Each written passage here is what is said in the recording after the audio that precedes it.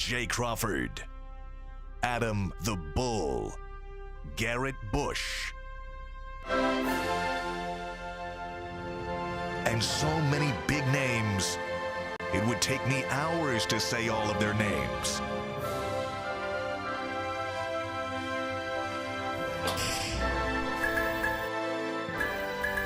The ultimate Cleveland sports show. Booyah!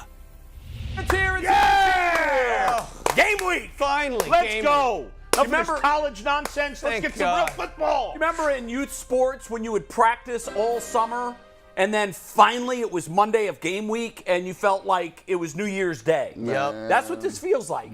We finally have a real football game to talk about. We've been running suicides about Deshaun Watson for the last, aptly named. Yep, 100%. Just tired. Yep. 13. Oh, 14. my God. But Who's not excited about Jacoby Brissett? Well, let's not go crazy. Where my Brissett head's at. Mike Polk in the hot seat today. I want to do a quick plug for the T-shirts. Not that I want to see anybody buy these, but I just told McNuggets this story. I was at a wedding. My niece got married on Saturday. And there was a group of 25-year-old or so guys, big fans of the show. Yeah. One of them said he thinks he may have been the first person to order the T-shirt. Nice. As soon as he saw the ad come up. You should have bought them placed for the everybody T-shirt. at the wedding. I want to buy them and set them all on fire so nobody has to look at 80-year-old Jay. That's what I want to do. I think you're too salty about that. sensitive about You're very this. salty. Mike, I'm 57. You look very dignified. I'm 57. When you get to a certain point, you don't want to Jay, look 80. Jay. I'm okay looking Jay. 57. Yeah. I just don't want to look 80. Jay, I have a giant head on a tiny body. Yeah. And I don't care. I love every You're minute fine. of it. Let's go. So embrace the Let's T-shirt. go. Embrace it. Where are they? I'm naming that Denny's J. That's Denny's. You got the Buckeye card. You get 15% off everywhere. Denny's J. Denny's J. He's eating dinner at 4:30. Dinner at 4:30. I'm there for the early buffet. Jay, you're still a dreamboat. All the aunts in Cleveland love you. You're fine. By the way, Jay, how big a gift are you giving at this wedding? You want to share? Jeez, really? That's I will. Did you give her like $5,000? Good Like what happened? Lord. No, I don't think I should because there might be other relatives that are watching, and I don't want say anybody. it. I'm kidding. She's an absolute sweetheart. She's actually my nephew's daughter. Yeah. So I'm her great uncle. That's Right. how old Okay. I am. Oh wow. Oh yeah. Brilliant girl, absolutely stunningly beautiful. Just graduated law school. Her and her husband are on their way to a wonderful life. No mention of the for guy. them. You don't like No, the guy? We'll clap for No, them. I do. His name is Jude. Yeah. Her name is Paige. They're on their way. They're going to have a wonderful life together. And I had a great time. Although I have to say, my nephew was a very good athlete, was a longtime football player, had a lot of success. He had a TV, a big screen, at this reception, which was lovely. It was a beautiful, but there's no way my wife would have allowed that. No. 0% chance. And you're talking about, I got married on December 26th, 1987. The Browns played the Steelers. Oh yes. Oh, Wow. no. It was horrible. Yeah. Yes. it's And the poorly ceremony was planned. going on while the game was starting. Unforgivable. I got married on a football Sunday as well. Did you really? Yes, in October. Unforgivable. 2010. Wow. Yeah. And everybody. My buddies at your were on their wedding were like, phones. what Oh, are yeah. you doing? See, Yeah. this was pre-phones. Right. They're checking their fantasy scores. The Watchman with a little screen in it. I got married last year in the summer when nobody was doing nothing. Yeah, that's Well, what you're on your sixth marriage by now. That don't count. You're right. Yeah, they progressively get smaller. Your next one's free, actually. Oh, listen. The next one, no JOP. no invitations, no pictures. Yeah. I hope everybody had a great weekend. Sure. It's a long weekend, Yeah. and I think it's a perfect runway into. We have 4 days, guys. 4 days to dig into this matchup. Oh, boy. Big show today. Aditi's going to be on the show. Aditi is going to be the sideline reporter for CBS. Cool. For the Browns-Panthers game. I mean, I don't think you could ask for a better person. That's if right. you're a Browns fan to have on the sideline. Also, Jay Feely, who has long time been for CBS, kind of the special teams third person on the broadcast team. Right. Anytime there was a big special teams play, they would go down to Jay, and Jay was great at talking to the kickers before the game, finding out what their range was each way. He knows most of the kickers still. He had a long career in the NFL. He's going to join us on the program. He's now in the booth. He's the color man for this game, which good for Jay. I remember when Jay first wanted to get into broadcasting, one of the things he fought was, I'm a kicker. Nobody wants a kicker as a commentator. I said, Jay, come in, show your knowledge on all sports. He used to come in, and he was eventually worked his way into a fill-in for Skip. So when Skip couldn't be there for the debate table, Jay was in, and he did it a lot, and he did it very well. And I think he's one of the very few guys that's been able to break through. Most of your color guys are big name players. They had great careers. They, there's every once in a while, there's Brad Gradkowski's kind of a breakthrough guy too. Didn't have a great career. Yeah. But he played quarterback. So for Jay, Steve this Tasker. is big. Special teams guy, but he was cream of the crop special teams. But not He a lot was of something else. special teams guys No, doing they national really stuff. aren't. So he's going to be on the show. He's going to talk to us. I really want to get his thoughts on Cade York. Am I right in? I drafted him in my fantasy draft. Yeah, I got him last round. But I hope you didn't take him like the 5th round. No, like very Grant. last round. Yeah, that's the craziest thing I've ever heard of. Also, we are going to spend some time talking about the Ohio State Notre Dame game. Wow, that was too close for comfort for me. I mean, I know Notre Dame's a good team. I know they put it together late. I know we're saving it for later, but that's my problem with college football, is that Ohio State played the 5th. I know we all thought they were going to win big, but none of us know crap about Notre Dame. We all just pretended we did. They played the number 5 team in the country. They won by double digits, and everybody's miserable today. Yeah, I'm not miserable. I was just there was a 2.5 quarter stretch where I was very concerned. But that's how spoiled we are. That's how spoiled we are. That's really what Look how well the defense played. I wanted to win by if that 32. was the Browns Steelers, we were never nervous. We felt great. Hey, we're in this thing. I pretty much watched every single game from start to finish, all college football games. Yeah. And there was a bunch of them. Yeah. I'll tell you, Notre Dame to me played probably one of the best games I've seen somebody play week 1. They were physical. They took the air out of the ball. And I thought Freeman did a great job, Marcus too. Freeman for the first Great half. job. I said, wow, they got And something Ohio going. State's defense played great. They gave the long kick return, hold them to a field goal in that first drive. Yeah. They scored 1 touchdown. That's it. After 12 minutes in the second quarter, Yeah. they didn't sniff any points. And Ohio State's defense has been lousy the last couple of years, so I thought that was a really But good he sign. is right. That's all you've heard about since this is you're just right. Everybody's been miserable. We'll talk more about that later in the show. But really, so what we're going to do this week is each day we're going to pick a matchup in this Carolina Browns matchup and the Panthers-Brown matchup, and we're really going to deep dive into that. And today we're going to put the Browns offense against the Panthers defense. And I've got a slew of questions here. But before I get into the individual questions from you guys, what's your initial thoughts, Browns offense versus Panthers defense? I'm glad you asked me this, Jay, because we got to wrap our heads around this. Jacoby Brissett's not a very good quarterback. We all have to realize that. We can't pretend like all of a sudden he hasn't been in the NFL, he's going to be on the Browns, he's going to be great. Okay? But what Jacoby Brissett does well is takes care of the football. And he manages an offense, and he's smart, and he's a leader, and guys respect him. So don't expect him. He's not putting up 300-yard games. He's not throwing 4 touchdowns. But they don't need him to. To beat Carolina, they got to attack the middle of that defensive line and run the freaking football. Anybody who was panicking the preseason is lost. Nick Chubb didn't play. Kareem Hunt didn't play. Amari Cooper didn't play. And I don't think David Njoku play? He did play a little. Just in the third game. Right. He had 3 catches. So their 3 best players on offense didn't play. Their 4th best player played a tiny bit. These guys are all going to play this You didn't week. even talk about the line. I think the line Exactly. just played when Watson played. That's right. In that first. That's right. In that That's first it. game. A couple of the guys played the last game, but not Petonio. Right. And we don't know about Conklin. He may not play this game, That and I'm scares concerned me. about that. Yeah, that's a but concern. you've got to run right up the gut, right through the middle, attack.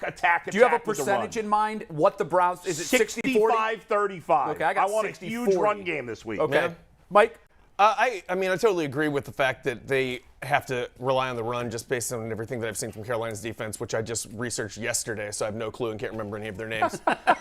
I did see that last year they were Pro Football Focus had them ranked 22nd out of all defenses, so that's promising anyways. I know that they have made some improvements, but I'm scared of what this offense for the Browns is going to look like coming out of the gate for the same reasons that we were just talking about why we shouldn't be as scared as we are, which is the fact that they haven't done anything yet. They haven't played together. Most of these guys haven't played together in a real game situation, not even in a preseason game. Ever. Obviously, Jacoby didn't get as many reps in the preseason as I personally would have preferred, and I think a lot of people would have preferred. We say that Nick Chubb hasn't played at all, and that's true. We say that Amari Cooper hasn't played at all, and that's true. But that's also a problem, and I think we're going to come out of the gate. The idea that we're going to come out and looking smooth, I'm terrified of what this offense is going to look like for their first couple of series before they get their feet wet. Yeah. I would say the one word is, it's not one word, but 2nd and 6. 2nd and 6 is good. If you can get 4 yards on first down, that puts you in a position you can run anything you want. Jacoby Brissett can pass, but you don't want him in predictable passing situations. Predictable passing situations like 3rd and 7, 3rd and 8. No, you need to be able to manufacture on first down 4 to 5 yards. 2nd and 5 is the most advantageous to any quarterback, let alone a quarterback that has issues throwing the football and receivers that may have issues catching the ball.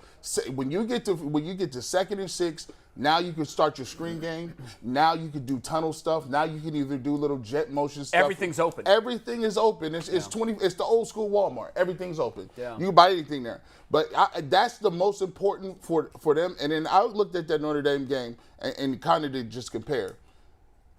When you are physical and you can run the football and you continue to chew that clock up, there's anxiety building on the other sideline. Because guess what? If they go 3 and out and you back on the field and they're handing the ball to Chubb and Hunt, now it changes the complete game plan, and now you're affecting Baker Mayfield by offense. People say offense and offense don't mix. You don't compete against those guys. Yes, you do. If you can keep the ball and put 7 on, and that other quarterback is 3 and out or maybe getting field goals, that's a complete win for the Browns if they can do that. Yeah, that's a great point. I always used to remember when Brady would play Rodgers, or there'd be a big, Manning and Brady, they would say, well, I'm never on the field. But you're absolutely right. You can affect that other quarterback by how little he gets to touch the grass. Mm-hmm. And I think the last drive, the last scoring drive for Ohio State on Saturday night, they got the ball on the 3-yard line. They went 97 yards. What we have to see out of this Browns offense is 85-yard, 13-play, 8-minute consuming drives. If you do that, Baker's never going to get a chance to get on the field and get a rhythm. I was thinking, normally I don't care who wins the toss. I think it's important that the Browns get the ball first, because I don't want Baker to touch the ball first and have it lead to a score. Yeah. That can be bad, because I think immediately everybody's going to be back on and their I can heels. totally see that happening too. Yeah. Can't you totally? I can totally see it happening as well. So I normally don't care about the opening toss. I think it's a joke. I would rather get the ball first in the second half. Not in this game. I think in this game, because of everything that's happened in the offseason, because of the anxiety that Baker's going to have against the Browns and the Browns are going to have against him, the worst case scenario, I think, for the Browns is that he touches it first, goes 80 yards, and it's 7-0 before Cleveland touches the ball. Yeah, I'm not saying that's going to lead to a loss. I just don't want that to happen. I hear you. That would be bad. I'm okay either way. I do think the defense is going to be pumped up to play against Baker, but I hear you. I kind of want the offense to get the ball first, too. And I think, we have a tendency as fans to get antsy when the team runs the ball too much, because it's such a passing league now. And especially me, I'm always obsessed with the passing game.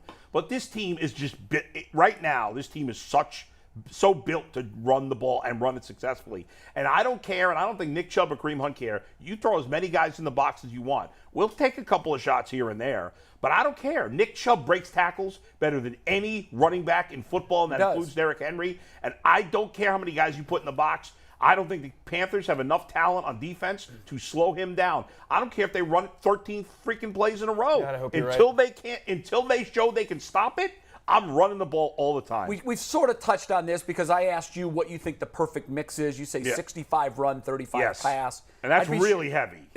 I don't think we've seen a game in the recent NFL history, the last couple of years, where teams had 65, 35. I bet you the Eagles did it last year. Maybe in a weather game. Or the Ravens. You also haven't seen... It happens once in a while. You also haven't seen one of your main options being Jacoby Brissett throwing to Donovan Peoples-Jones. So I think that can sway that a little bit. Don't forget the Buffalo-New England game last year in the tornado. Yeah, when New England ran the ball. You're right. I think ball 3 times. Yeah, you're right. I would bet you Philly. I would bet you Philly did it though. I bet you Philly did it last year. They may have because Philly couldn't throw. I think the Ravens have probably done it a couple of times in the last year. Yeah, it'd be interesting to look that up. But this is what I'll say on that, and this is our segue to the next question. Even though we've kind of touched on how much we think they need to run it compared to passing it, what do you guys want to see from Kevin Stefanski? And G, you can start on this one and work the other way. I just want to see a level of creativity, right? I want to see a level where you can look at it and say, wow, that was a real good wrinkle right there. And when I mean creativity, it doesn't have to be flea flickers and different things like that. I just want to see some different formations that you can put people on the island to get your people easy touches. Whether, it's hard for, Schwartz to get off the line of scrimmage and catch the football and just, as a regular type receiver. It's kind of difficult. I don't know if you can count on Donovan Peoples-Jones to run the entire route tree and be very productive. But what you can do is you can put those guys and isolate them in positions where they can get to where they want to go, and that is their strength, right? If you can't get Anthony Schwartz a deep ball, one of the things that you can do, you can run him. You can run the heck out of him, right? You can bring jet motion. You can do reverses. You can do a bunch of that stuff. Move him out of the backfield. So if he's lined up in the backfield, the linebacker has to cover him, not a corner. So those type things you can really be creative with. And I think just being creative to a point where you're going to run 60-40, but the formation says, this is a 50-50. Right. Right? So that's where I would like to go with it. I agree. I just want the that sort of. I agree with sticking to the running game. I think that I want the opposite of creativity, though, in that I just want no trick plays.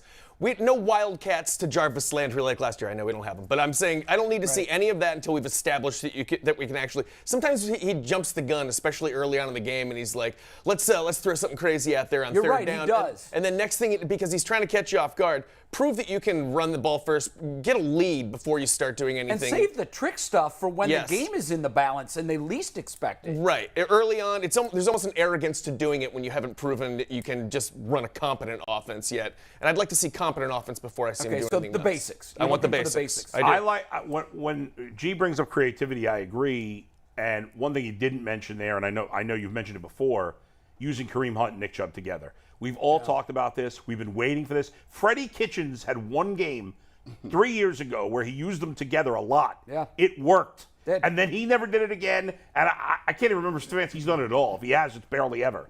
I want to see it. I'm not saying we got to see it a million times, but at least see it sometimes. Put Kareem Hunt in the slot. He could be. They will be freaked out, the defense, if you have Kareem Hunt in the slot. You aren't kidding. They are not. That's being creative without being crazy. Right. That's being smart because he's a great pass catcher and he could be dangerous. But you got Nick Chubb in the backfield, and I got Kareem Hunt out here. What the hell am I going to do? Sure. And then I got Amari Cooper out here, and then I got David Njoku up tight in the line. I want them guessing that way. You don't have to get them guessing with trick plays and stuff like that. I mean, you can do that once in a while, but that's what I want to see. Be creative out of your base offense, if you will, with different motions, different setups, whatever it may be, and do it that way. But I want to see Kareem Hunt and Nick Chubb have 40 touches between them. Yeah, I'm glad you went with the number because I was also going to ask, how many touches did the two of them combined have to have? That's a lot. Yeah, it's a lot. That's more than half their offensive plays. I want 25 for Chubb and 15 from Hunt at least. If they get that, then you would think that it's working. Here's what I want from Kevin Stefanski. Commit to the run. Stay with it. Well, I've seen in the past where he's talked all week long, we're going to have to run the ball, we're going to have to run the ball, we're going to have to run the ball. First down, they open up with a pass. They try to run on second down. They can't. Now they're passing on third because it's third and long. And so this commit to the run game plan led to one carry on second down. And then the other team scores. Now it's 7-0, and then the run game's gone. I need him to commit to what they do best. I never understand that. Game. Why does he do that? Do you guys have a theory, really? Because we all complain about it. We've been complaining about it for years now, and it's a very common complaint. I mean, it's one of the main things you hear. Why don't you play them together? Why don't you stick to the run? What is it that happens to him? Here's this coach that we brought in for his great offensive mind. Are we the idiots for begging for that? Are we wrong for some reason? I'm just missing it? Or is there... I mean, in general, in this NFL, you have to throw to win. Yeah. And it's smart in general to throw on first down. But you, in the end, have to play to your personnel. And the Browns have had to run first personnel. Now, when they get Deshaun Watson, I get it. Then it changes. You have an elite-level quarterback. But with Baker, who's an average quarterback, and with Jacoby Brissett, who's not even average...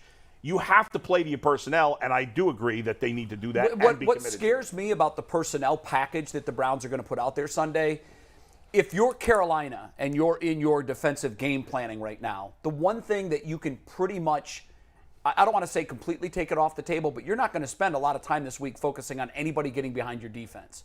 So if you're Carolina, you're going 10, 12 yards and playing everything in front of you. Because the passing game is going to be 3 to 5 yard quick passes. Njoku, I think, will end up being the leading receiver. I do.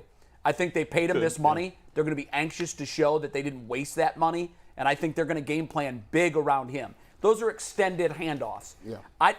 I want to see Amari Cooper catch 8 balls for 100 yards. If he does that, we win. That's my, my circle stat. if I'm going to give one, like a lot of times they'll say, well, if Chubb and Hunt combine for 150, if Amari Cooper can catch 8 balls for 100 yards, and isn't that the guy that he used to be? Isn't that the guy we need him to be? If he's able to do that, that will soften the front of the defense and allow us to run the ball. I think we win. Most of the time, the reason why they do it is because, generally speaking, in the NFL, you have to throw the ball to run the ball. If you don't complete, but didn't it used to be the other way around? You establish the run to open the passing lanes. But what happens is now guys are so athletic that now unblocked guy coming free is going to make that tackle now.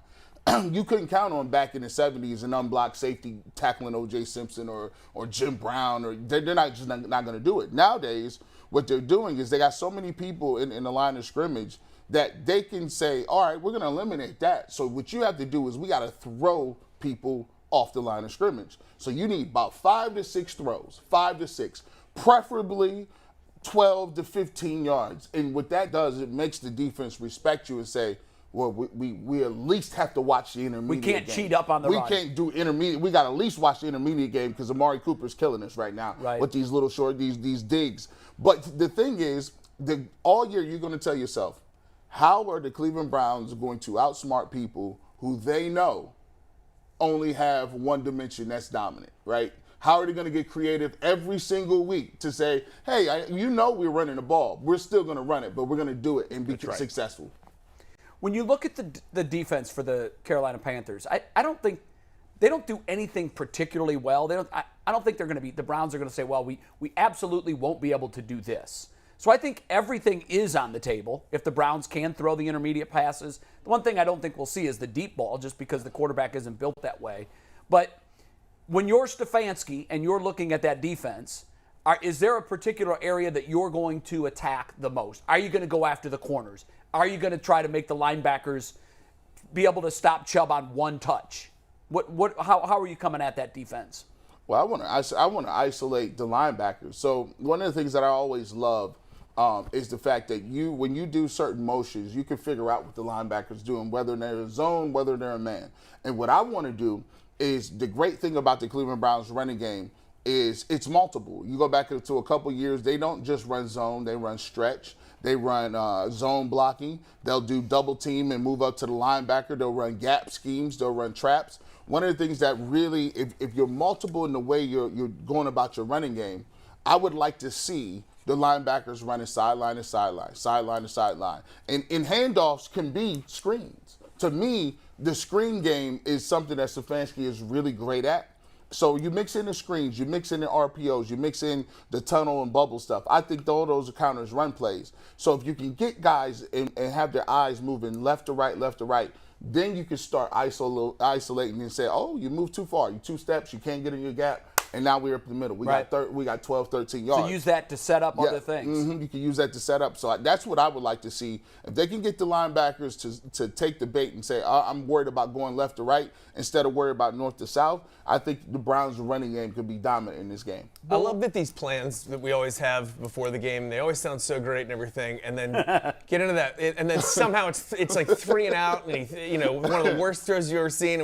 I'm just horrified by the start of this game. Am I being just too Cleveland Browns? No, there's a lot. There's You're a being lot. Cleveland Browns. I am. All right, that's fair. I need to hear it from friends. In his defense, this is not. First of all, we have the 119-1 or whatever we are. 1-19. I don't know what the hell it is. We've won once on opening day. I think it's 21. I think it's. There is a tie. Okay. They tied with the Steelers. Yeah, I think so. I think they're 119-1. Yep. So, number one, it's a big game because we got to get that monkey off our back. We just have to. Number two, it's against Baker Mayfield. Yep.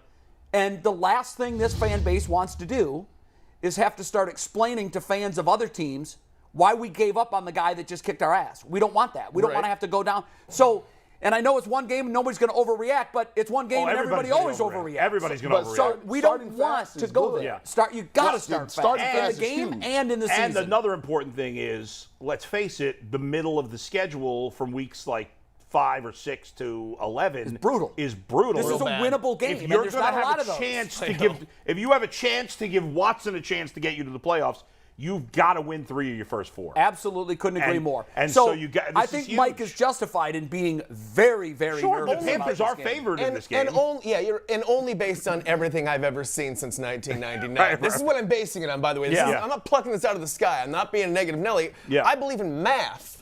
And so far, mathematically, it has not gone well for the Browns. But remember this, guys. Remember last year, the Browns made a lot of additions to their defense. And how bad was their defense at the beginning of last year? Terrible. It was terrible. The Panthers, they were number 2 last year in yards against, but all their other statistics, including the PFF grade, which you said, point to their defense not being very good.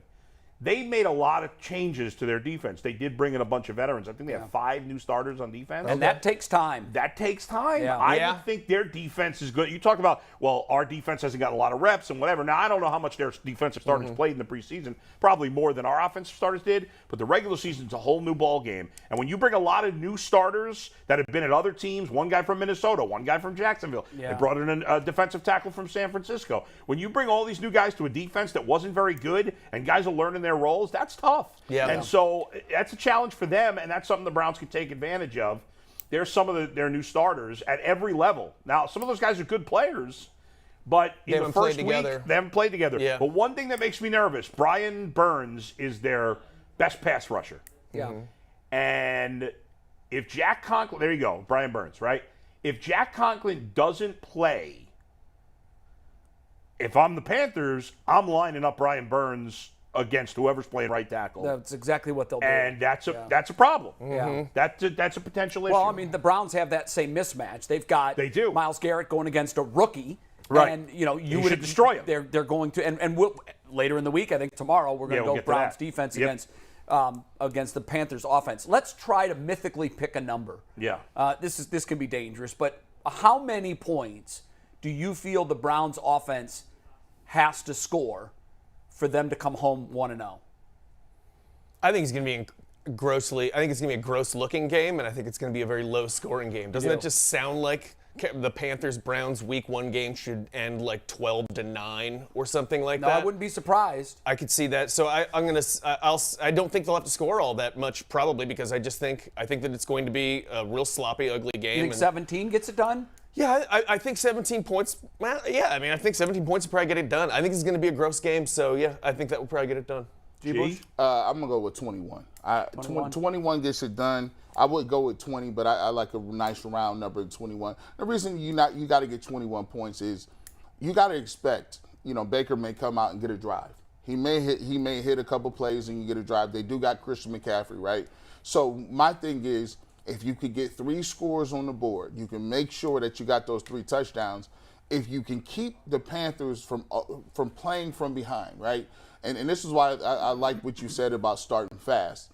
When you're playing for a new team, you don't have any continuity. You don't have any all of that that goodwill isn't built up, right? Mm-hmm. And so usually if you're playing for a team and you start off a little slow, people say, "Hey guys, we'll pick it up. Let's do it." But now Baker's at a different team. If he starts off slow, you want Baker Mayfield to press. You want him to think he has to make a play. You want him to make it think get in his head. He has to. I got to do it. This ain't working. Let me squeeze this. That's where the turnovers come. Build that pressure. I'm never going to sell any T-shirts at this rate. Right.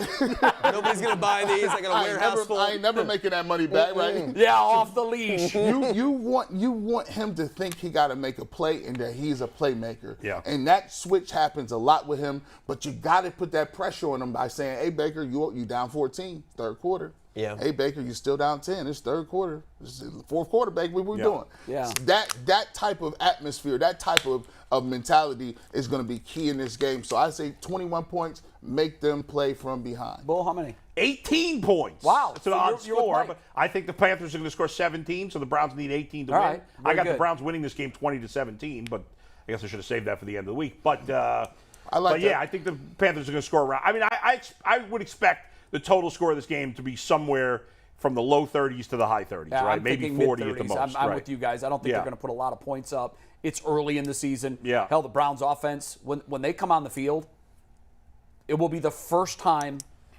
since, ever, because they've got a new quarterback, that this group has ever run a play together in a football game. Right. Including the preseason. When you put it like that's that. terrifying. That kind of gets me a little bit. Well, that's terrifying. But is it the same for the Panthers? Did Christian McCaffrey play in the preseason? I'm not sure if he did or not. I don't know. I don't think McCaffrey he did not play in the Yeah. preseason, and if anyone wants to know, before I tell you, guess, what do you think the over-under in Vegas for this game is? I'd say 38.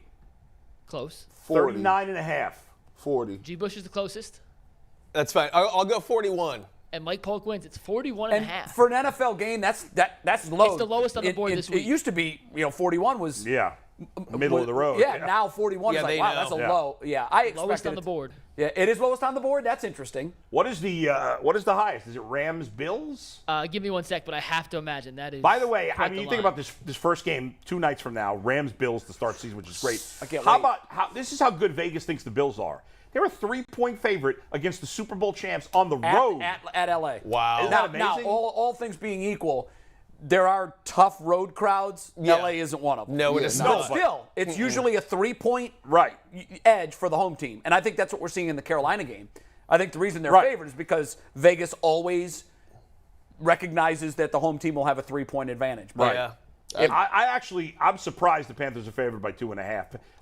I think a lot of people have bet up the Panthers because they think a lot of people hate the Browns nationally right now. Yep. And I think people think Baker's going to go and kick the Browns' ass because the line shouldn't be that big. Because by saying it's 3 points, you're basically saying these teams are even. And I think even with Jacoby Brissett, the Browns top to bottom are definitely a better roster. The line has feels that way. dropped to 1.5 Oh, for the really? record in the Browns. Oh, wow. When did that Panthers happen? game. This morning it was. how I did saw we 2.5. get better? Yeah, but Since who last is that? night. Whose line I'm is looking that? at sportsdata.com right now, Tipico Sportsbook. Okay. Okay. Yeah. And for the record, both the Las Vegas Raiders LA Chargers game and the Rams Bills game is 52.5 as the over-under. And that's the high. Mm-hmm. Yeah. I think the news when the Browns went out and got a right tackle, even I would not be surprised if Jack Conklin did not play. I'm not expecting him to play. I'm not either. I'm not expecting he'll be out there. And that is another reason for me to not sleep Saturday That's night. pretty scary. Yeah, that is Can I ask very you guys scary. a question about that real quick? Sure.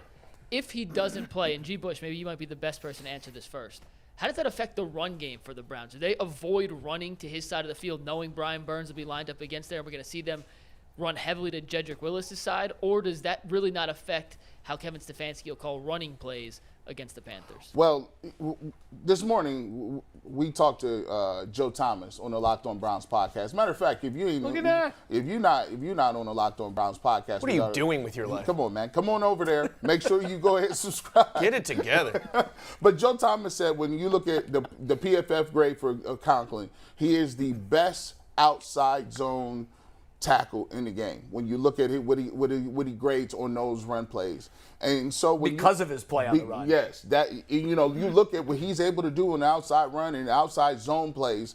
It just makes the Browns that much of a better team because now they got an elite Puller and Teller. They got awesome guards. They got guards that are road graders that can do a lot of things. And on the outside, you can still run the outside plays. So without him being there, it limits you a little bit in what you can do. You got Hudson that's going to be a guy that's going to be out there. He had a lot of holding penalties. And one of the things that I don't want to see, and I think this could happen a couple times in the game, where Nick Chubb or Kareem Hunt break a long run. And backside, he grabs the guy when you don't need to back grab him. Let him go. Do you have confidence yet in Hudson? Because I do not. Do we know that for sure that it's Hudson and not Hubbard that's going to play? It could be. It could be. One. I don't think they. Well, what's the depth chart show? They're McNuggets? both listed as. I don't Hubbard's- think it says. I don't think anybody has come out and said if not I mean, Conklin. Hubbard was hurt last year, but he's a veteran. Now he's struggled when he's played here.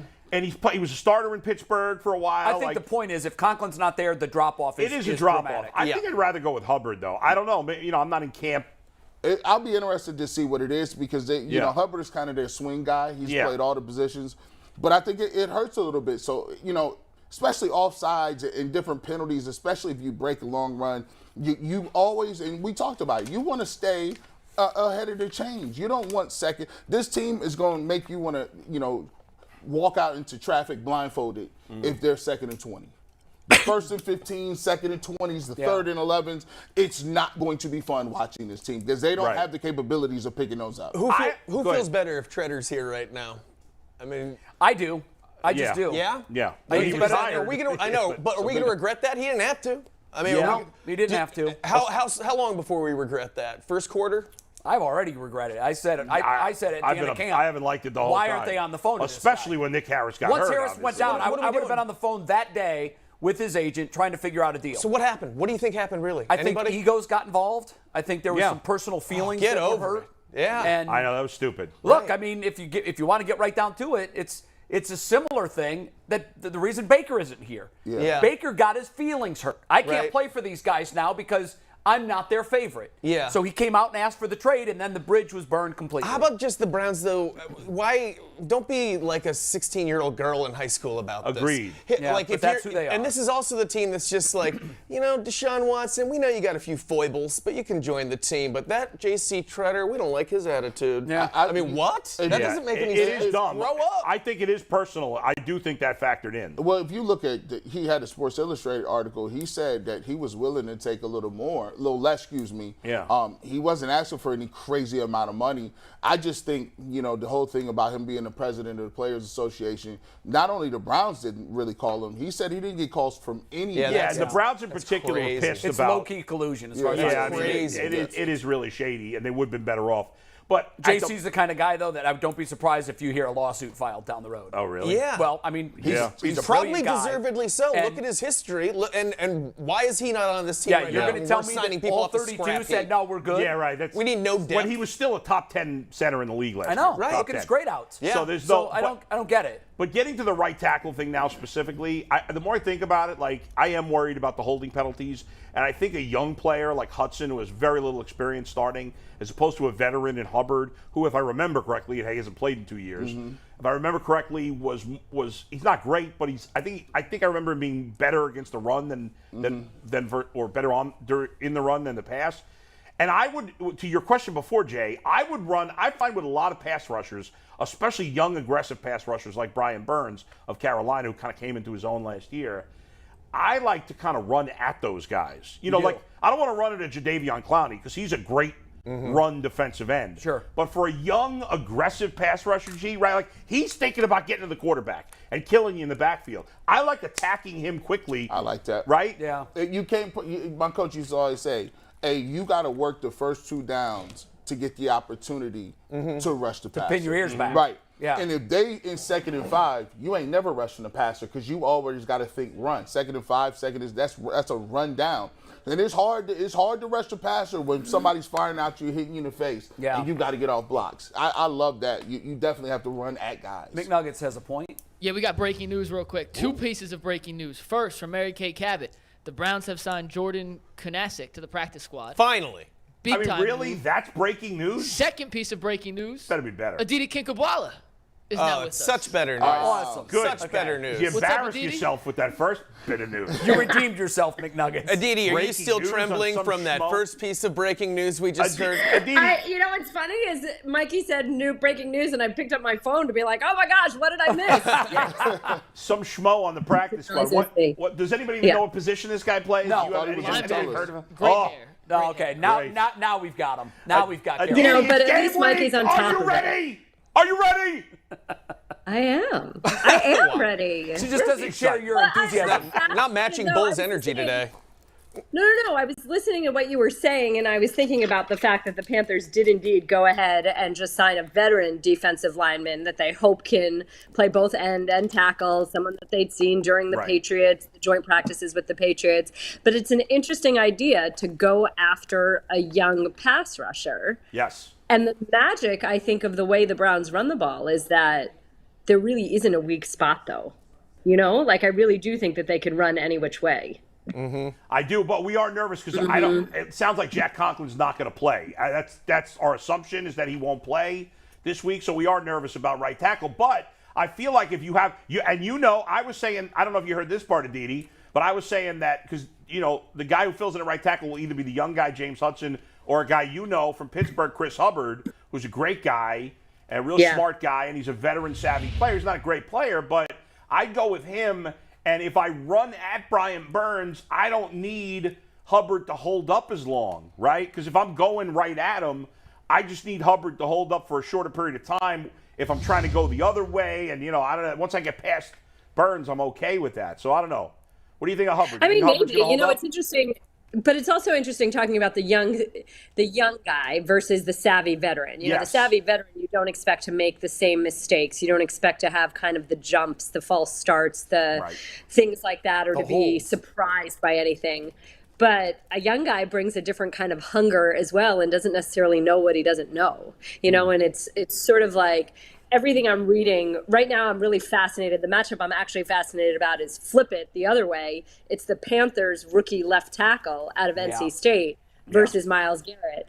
And you listen to what he says, and part of it is like, what is he going to say? Is he going to sit here and say, oh yeah, I'm shaking in my boots because I'm facing a pro? No, but he's like, you know, I don't have anything to do with, somebody asked him, like, if you had your druthers, would you rather face like kind of a regular defensive end before you face maybe one of the two best in the game? He's like, I don't get to make the schedule. I don't get to plan who I face. Like, all right, throw it at them, basically. And it's kind of like he really doesn't know what he doesn't know, which is almost better. He'll know it early. For the record, Aditi, whoever asked that question is an idiot because that's a stupid question to ask a player.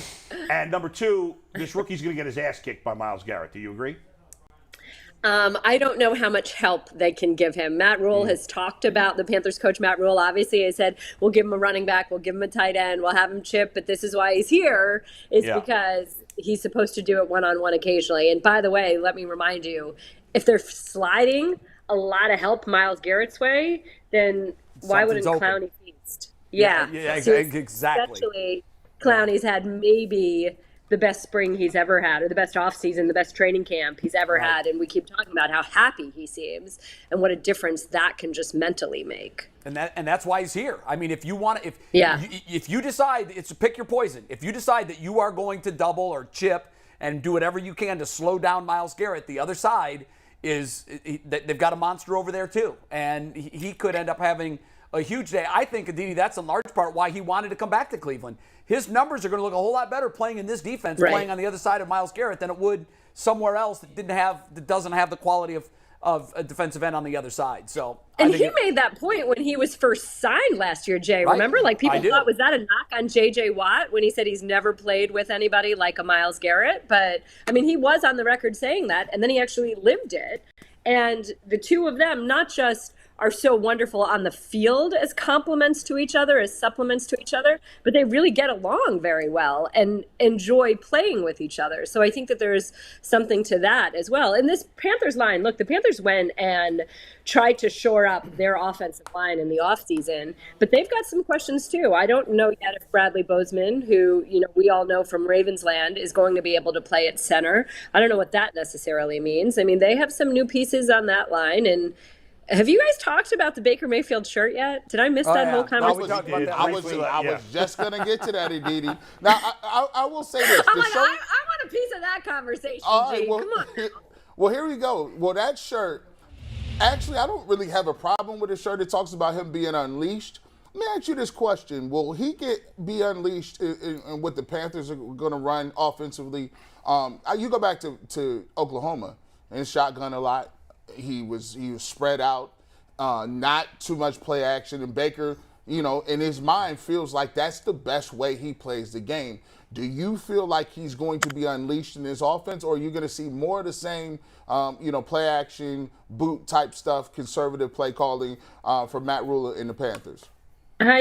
So let's not forget that ostensibly the Panthers' best offensive player is Christian McCaffrey, right? I mean, DJ Moore is a very fine player, but Christian McCaffrey is their best player. So why would you not use your best player?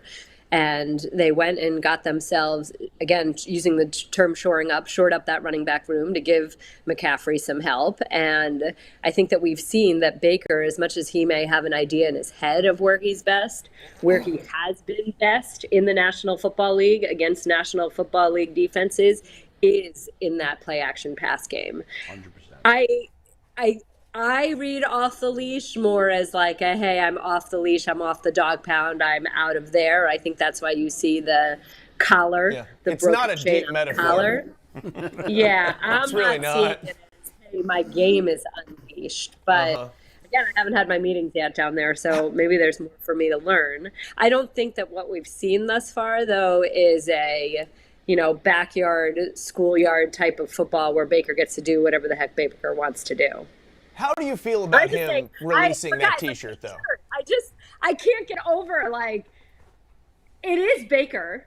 And that is who his personality is. And he has that edge. And we've talked about this. We talked about it last week, how people within the Panthers organization have told me how much they like that edge. But, oh my goodness, why would you welcome an even bigger target on you? Because that's who you said it. That's who he had. He's such a phony because the day before he's throwing Cynthia Freeland under the bus, saying he didn't say what he said, and he's like, "You all want me to say it because you all hate me," even though half the media kisses his ass all the time. Mm-hmm. And then the day later, he's hyping up this shirt. He's a free. I don't care about. I think the shirt's funny, but I think it's ironic. He's just such a phony. Because the day before, he's like, I'm not saying anything controversial. What's funny is a member of the Panthers organization sent me the screen grab of his Instagram post.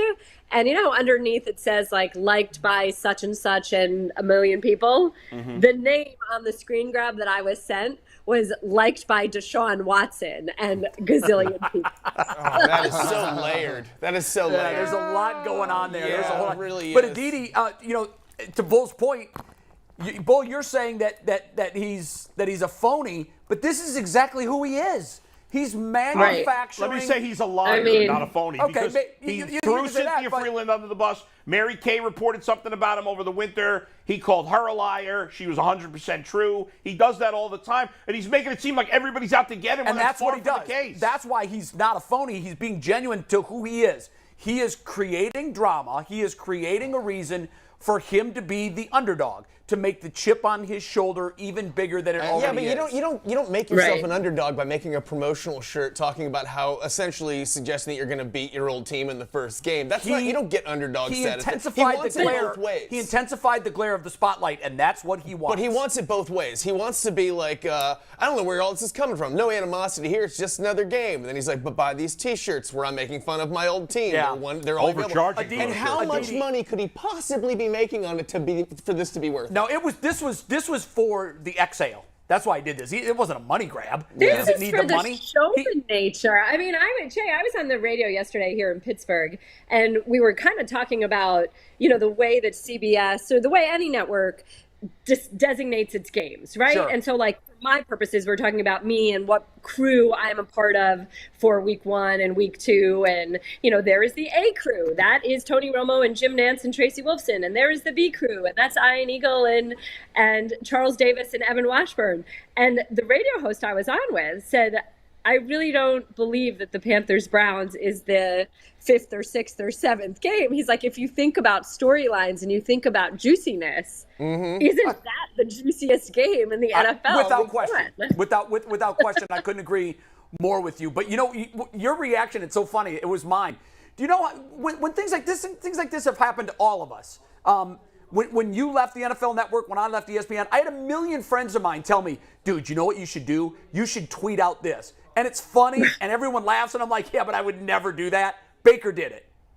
Baker just said, yep, I co-signed this T-shirt. Let's get this thing out there. It's a great idea. I think his biggest problem so far in his career, and it will probably be his biggest problem moving forward, because I don't see any signs that he's willing to divorce himself of that. He's surrounded himself with bad idea people.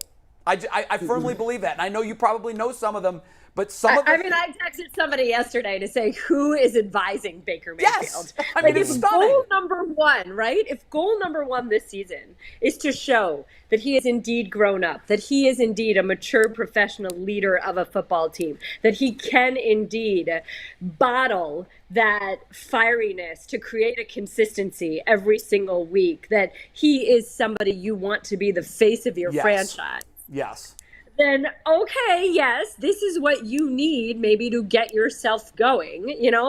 Come on, haven't we all? Jay, at some point, I'm sure something great happened after ESPN where you were like, hi, ESPN. I mean, I know when I got my assignment for week 1 where I'm a sideline reporter on CBS, there was a moment that I said to my agent, hi, my old boss, sure, it's the nature of the game, but those are private moments. That's not like, hey, everybody, let's throw it out there. And that's the piece about Baker is that why does he need people talking about him? Why does he need people publicly doubting his moves or doubting his personality to get up? Why not just be up? Why is probably the a challenge complicated getting relationship with his up? father? Big deal. Aditi, I don't think people say mature and do different things. I don't think he can do anything else. So he is. That's his DNA. Sometimes he rode that horse as long as he could. He's thinking to himself, I'm undersized. I may not be the greatest of all time. I might not be the best quarterback, but what I have is this mentality that I am the best. I'm not going to quit. I'm going to go out on a limb and say whatever I feel like it, because that's what got me to where I'm at. I won the Heisman doing it. I ain't even supposed to be the number one pick. I got to be the number one pick doing it. I don't know any other way to do it. It's Maybe worked for that's him. him. It's worked. It's his But thing. Aditi, you're right. Like I think the goal was to fly under the radar, and to me, And he had for a lot of the he was offseason. doing okay, and then he Right. just blew up the radar with the T-shirt McNuggets. Is Jay And Feely on? that's what's so crazy, Jay, because the whole thing with Cynthia Freeland sharing what was ostensibly a private Right. exchange, it was so jarring because we hadn't heard or seen anything of even that nature Right. or that tone. Yeah. And you almost felt for Baker a little bit that he's been very careful, that he's been very contained, that he's made sure that hasn't gotten out there. And then with no malicious intention by Cynthia, this thing kind of all of a sudden it's like Baker is Baker. But then the next day he Yeah. shows us no, Buy my it has spite merch. nothing to do with bad luck. Baker is Baker. Yeah, exactly. He was well, just I think sad that figured he that didn't the do it horse is out of the first. barn, so Yeah. screw it. Here's my Yeah, right. T-shirt. Right. No, those T-shirts were not made in one day, Jay. No, They I were know. not I made know. in one I day. know. Hey, you're one of your broadcast partner for Sunday's game, Jay Feely, is on with us right now. Jay, of course, a longtime kicker in the NFL and a longtime co-worker of mine and friend of mine. Jay, it's great to see you again. You're sharing the screen with Aditi, just like you will be on Sunday. Jay, I gotta correct you though. I think we're the A team, just personally. Yeah, Our crew. baby. Yeah, no, we don't We need are Tony the Romo. 18 now, Jay. That's right. Tony Romo's annoying. Let's all admit it right now. Come on, He's you're freaking putting him in a annoying. tough spot. He gets paid. Wait I'm for- saying it. He's paid Can too I tell much. you the so our producer is a guy named Jason Ross. And the very first time I talked to Jason Ross, the very first conversation he had with me was telling me how great Spirodides and Jay Feely are and how tremendous they are. And he doesn't understand why they don't do 17 games a year or 18 games. And he said, it's going to be hard for you to break in because the two of them just have outstanding chemistry and have such useful things to say. Jason's right. They are. They're great. They're Jason underrated. agrees with Jay. I'll say that. There's a big arrow next to both of their names, and yours too, Aditi. Jay, when you think of this matchup, I know that in the past you've always been the special teams guy because that was your world. But you're as a color analyst, when you look at this football game, how do you break it down? What's going to win this game ultimately? Well, Jay, I love this game. I can't wait. And like you guys said, the storylines are just so many, and it's so juicy. And you start looking into this game, and you're breaking it down. You say, okay, where did Baker struggle last year outside of the injury? You know, and you look at how Stefanski called games, his lack of 12 personnel that he used so effectively the year before. You know, and you say, okay, how is his McAdoo going to use him now? And what is he going to do to allow Baker to try to be his best? And then when I look at this Browns team, like, I think they're a really, really good team, you know, outside of a couple of factors. You know, obviously with Deshaun Watson not being there for 11 games and Jacoby Brissett. The irony is that I did Jacoby's first start with the Patriots. I did his first start with the Colts. We did his game last year with the Dolphins, and we're doing this game. So I've been the Jacoby Brissett fan club here, calling games up in the booth. I think they can win with him. I really do. And you look at their schedule, the first 4 games, it's the easiest schedule in the NFL. You know, it's all 4 winnable games, and they have to get out to a fast start because the end of the schedule is so tough. And you're just trying to look through those first 11 games and say, okay, what can we do to stay maybe above 500 through those first 11 games and keep ourselves in the playoff hunt? And obviously you got to rely on that offensive line as well as the running game. You know, and that's where Jacoby is effective. When he is able to use play action, he can use his legs and you can roll him out and you're running the ball effectively. That's when he can be at his best. And, you know, this is a team that I think has the best defense, you know, in the league. I really do. I think the Browns, when you look at the combination of that secondary, and you combine that with the edge players and being able to get off the edge with Myles Garrett, Clowney, and what they can do, maybe Wright, this rookie, who they're high on. I think it's a defense that can be really scary and really good, and I think they're going to continue to get better because they got so much depth in that secondary to go along with that pass rush. Let me ask you both this question. Wait. Adam, ahead, I've got a yeah. question first for Jay. Jay, so what's Jacoby's record in those games that you've called? Oh, yeah. Good question. Let me see. I have to think about it. He won the Patriots game. I don't think they won the Colts game, and they won the Dolphins game. So he's 2-1. 2-1. All right. The Jay Feely factor, baby. There you go. So let me ask you this, both. Obviously, he's a quarterback. His strength is he doesn't turn the ball over. He manages the offense. The Browns have a great running game. I said before, I want to see them run 65% of the time. I know it's crazy. It's kind of unheard of in this NFL. But when you've got two of the five, in my opinion, five best running backs in the league, I think you do it. I want to see Chubb and Hunt get 40 touches between them. Is that crazy? Is that going too far for both of you? Well, you have to have balance, and you have to be able to keep a defense from knowing what you're doing.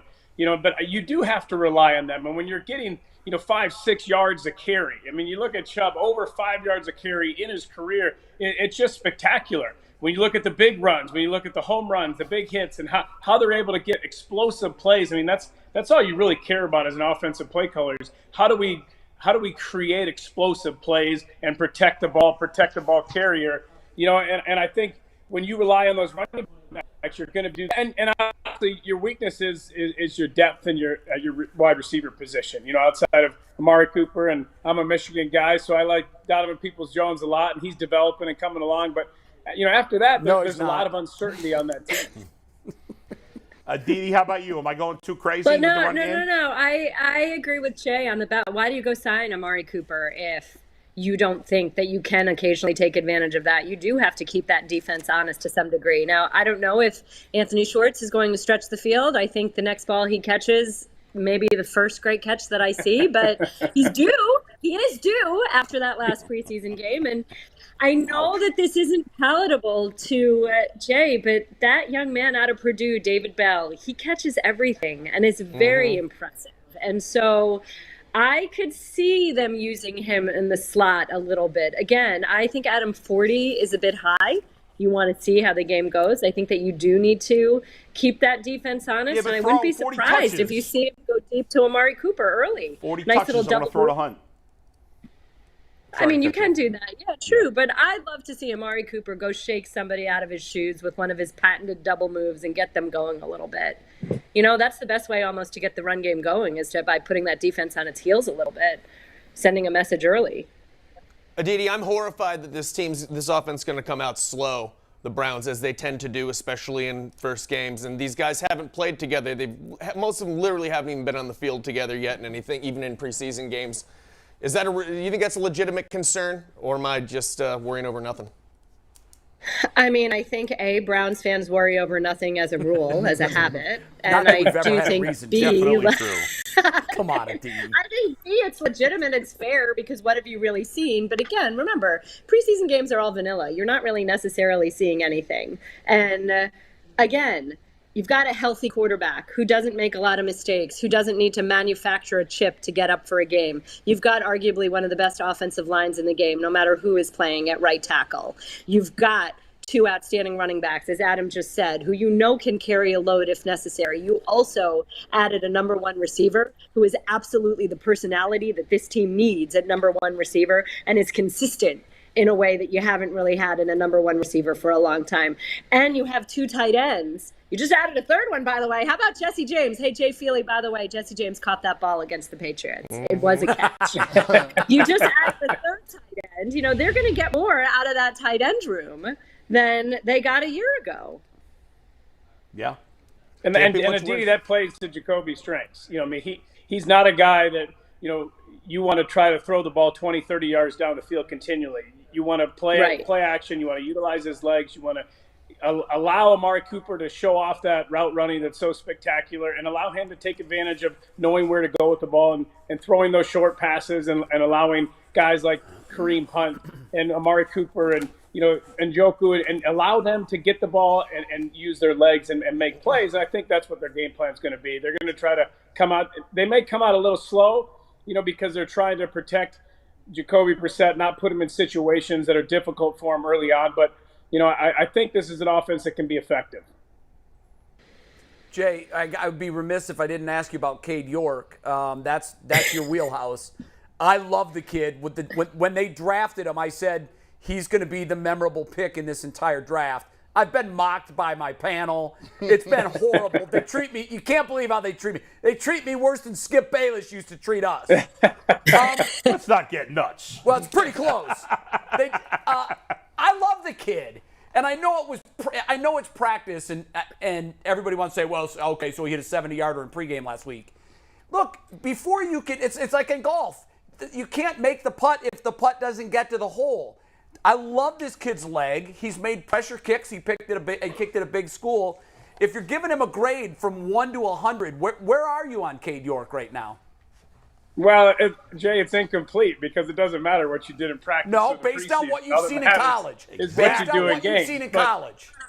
Yeah, there's a guy who kicked 3 years at LSU and kicked really well and had a career long of 57 yards, has a big leg, and you need a guy like that. And if you feel like Mike Prefer knows kickers, and I played for Mike Prefer, I got a lot of respect for him and who he is, his knowledge of the game. And, he was really excited to be able to go and get this young man and, to be able to come in and stabilize that position, hopefully for a long time. You think back to Phil Dawson and, the struggles that Cleveland has had, but how good he was consistently there. It's a difficult place to kick in Cleveland, game in and game out, when you're kicking on the grass and you have the wind and you have the cold later in the season, so it's going to be a challenge for him. But, if he can stabilize that position, that's an asset, especially for a team that figures to play a lot of close ball games, trying to win games, at the end of a game. You need a guy who can go in there and make those kicks.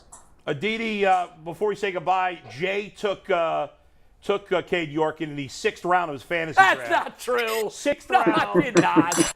Oh, my God. No, but Hey, a kicker matters. I'll tell you, I was in the finals last year, and my kicker was the difference between my winning and losing. They do matter, but Brad Sellers in our fantasy draft for the show took him in the 5th round. It was the worst fantasy pick ever. I did take Cade York, but I got him with the very last pick, 17th round. Thanks, Aditi. Aditi, thank you so much. We'll see you soon. All right, guys. Jay, I'll talk to you in a little bit. Jay, this 70 yards, explain what that, obviously the NFL record is 66 yards. What was your range? Right. What's the longest you ever hit a kick?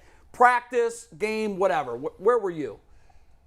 I think my longest was 73. I mean, when you go out to Denver, and we would always go back, Prater and I would always go back past 70 when we were warming up in Denver because you're at Mile High and the ball flies out there. But you kind of get a feel every game, and you get an idea of exactly how far you can kick each way, especially when it's an outdoor game with wind and, you may go and, okay, I can make it to 55 going this way, and it's only 51 going that way. And you're going to tell your coach prior to the game so that he understands and he knows, okay, inside of this, it's on me to make that kick. And, especially if you're a veteran guy, those coaches in that conversation, you have those after warmups. And, he kind of knows exactly where you should be and where they should ask you, to do something. And maybe they come to you and say, hey, we're outside that range, but do you think you can make it? The problem is I never once said no. You're always going to say yes. Hold on. I'm just sitting here looking at this. Put that stat back up for real quick.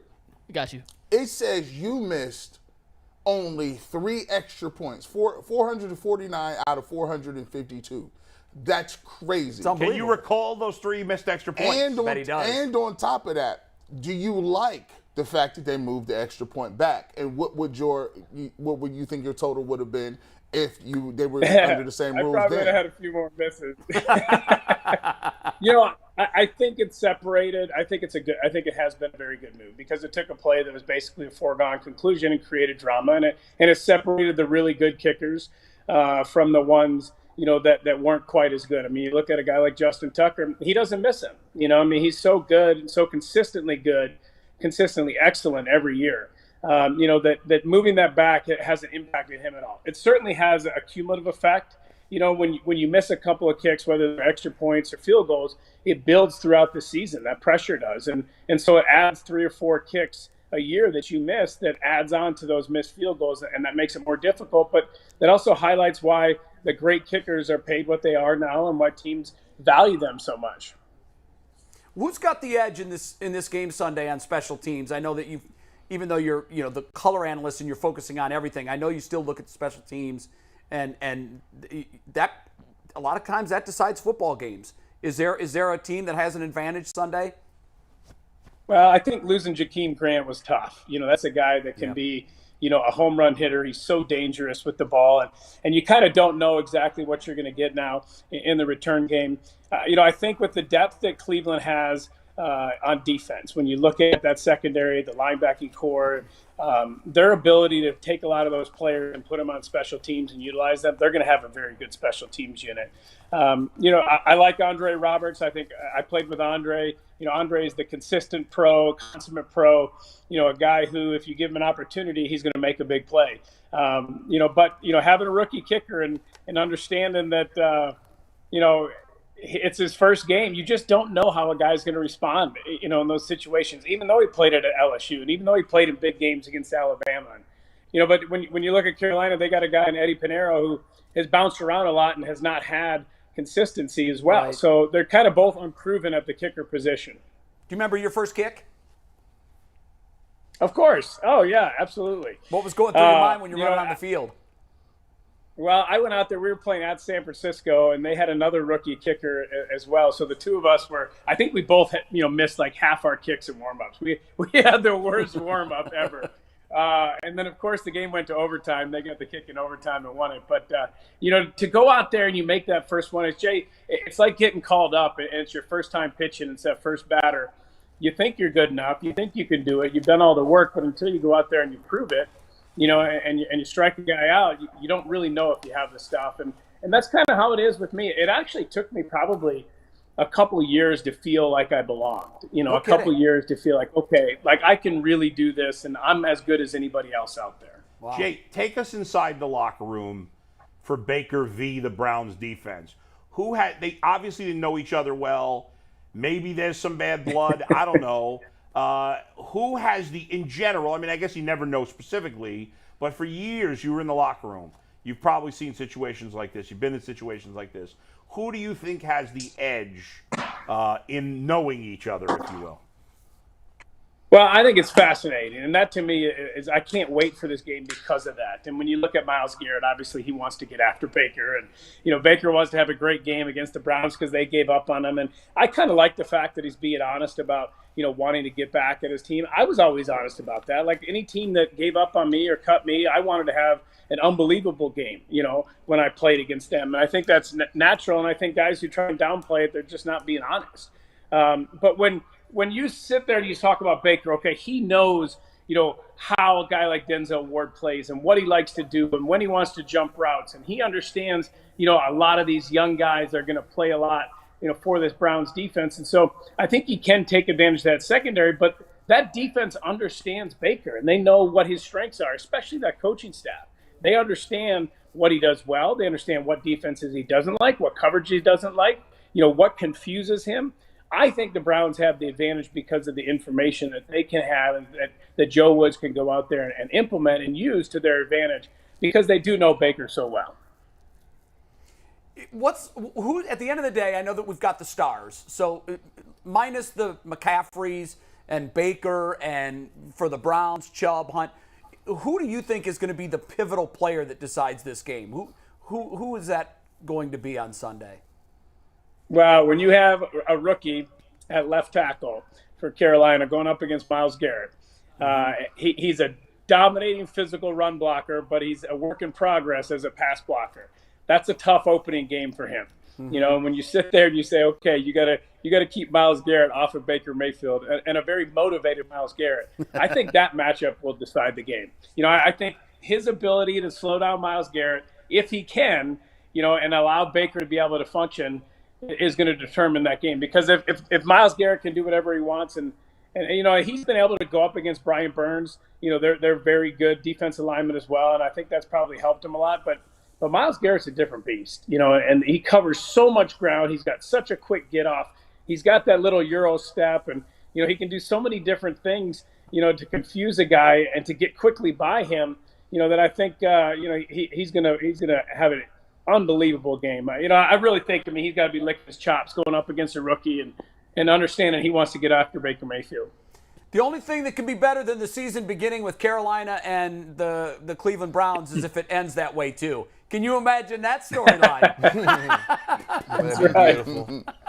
Hey, No a chance. guy can dream. A guy No can dream. chance. A Well, guy no can chance dream. for the Panthers. Maybe Oh, for I the see. Browns. You're saying that the Browns can get there, but the Panthers can't. Well, when Deshaun Watson comes back, if they're still in the hunt, I think the Browns can get there. Yeah. Okay. I mean, they're not the favorites. They shouldn't be. They have a bad, You remember subpar quarterback. 4 months ago when we were doing the show and we asked the question, what's your dream scenario for game one? And I said my dream scenario is the same as my nightmare scenario.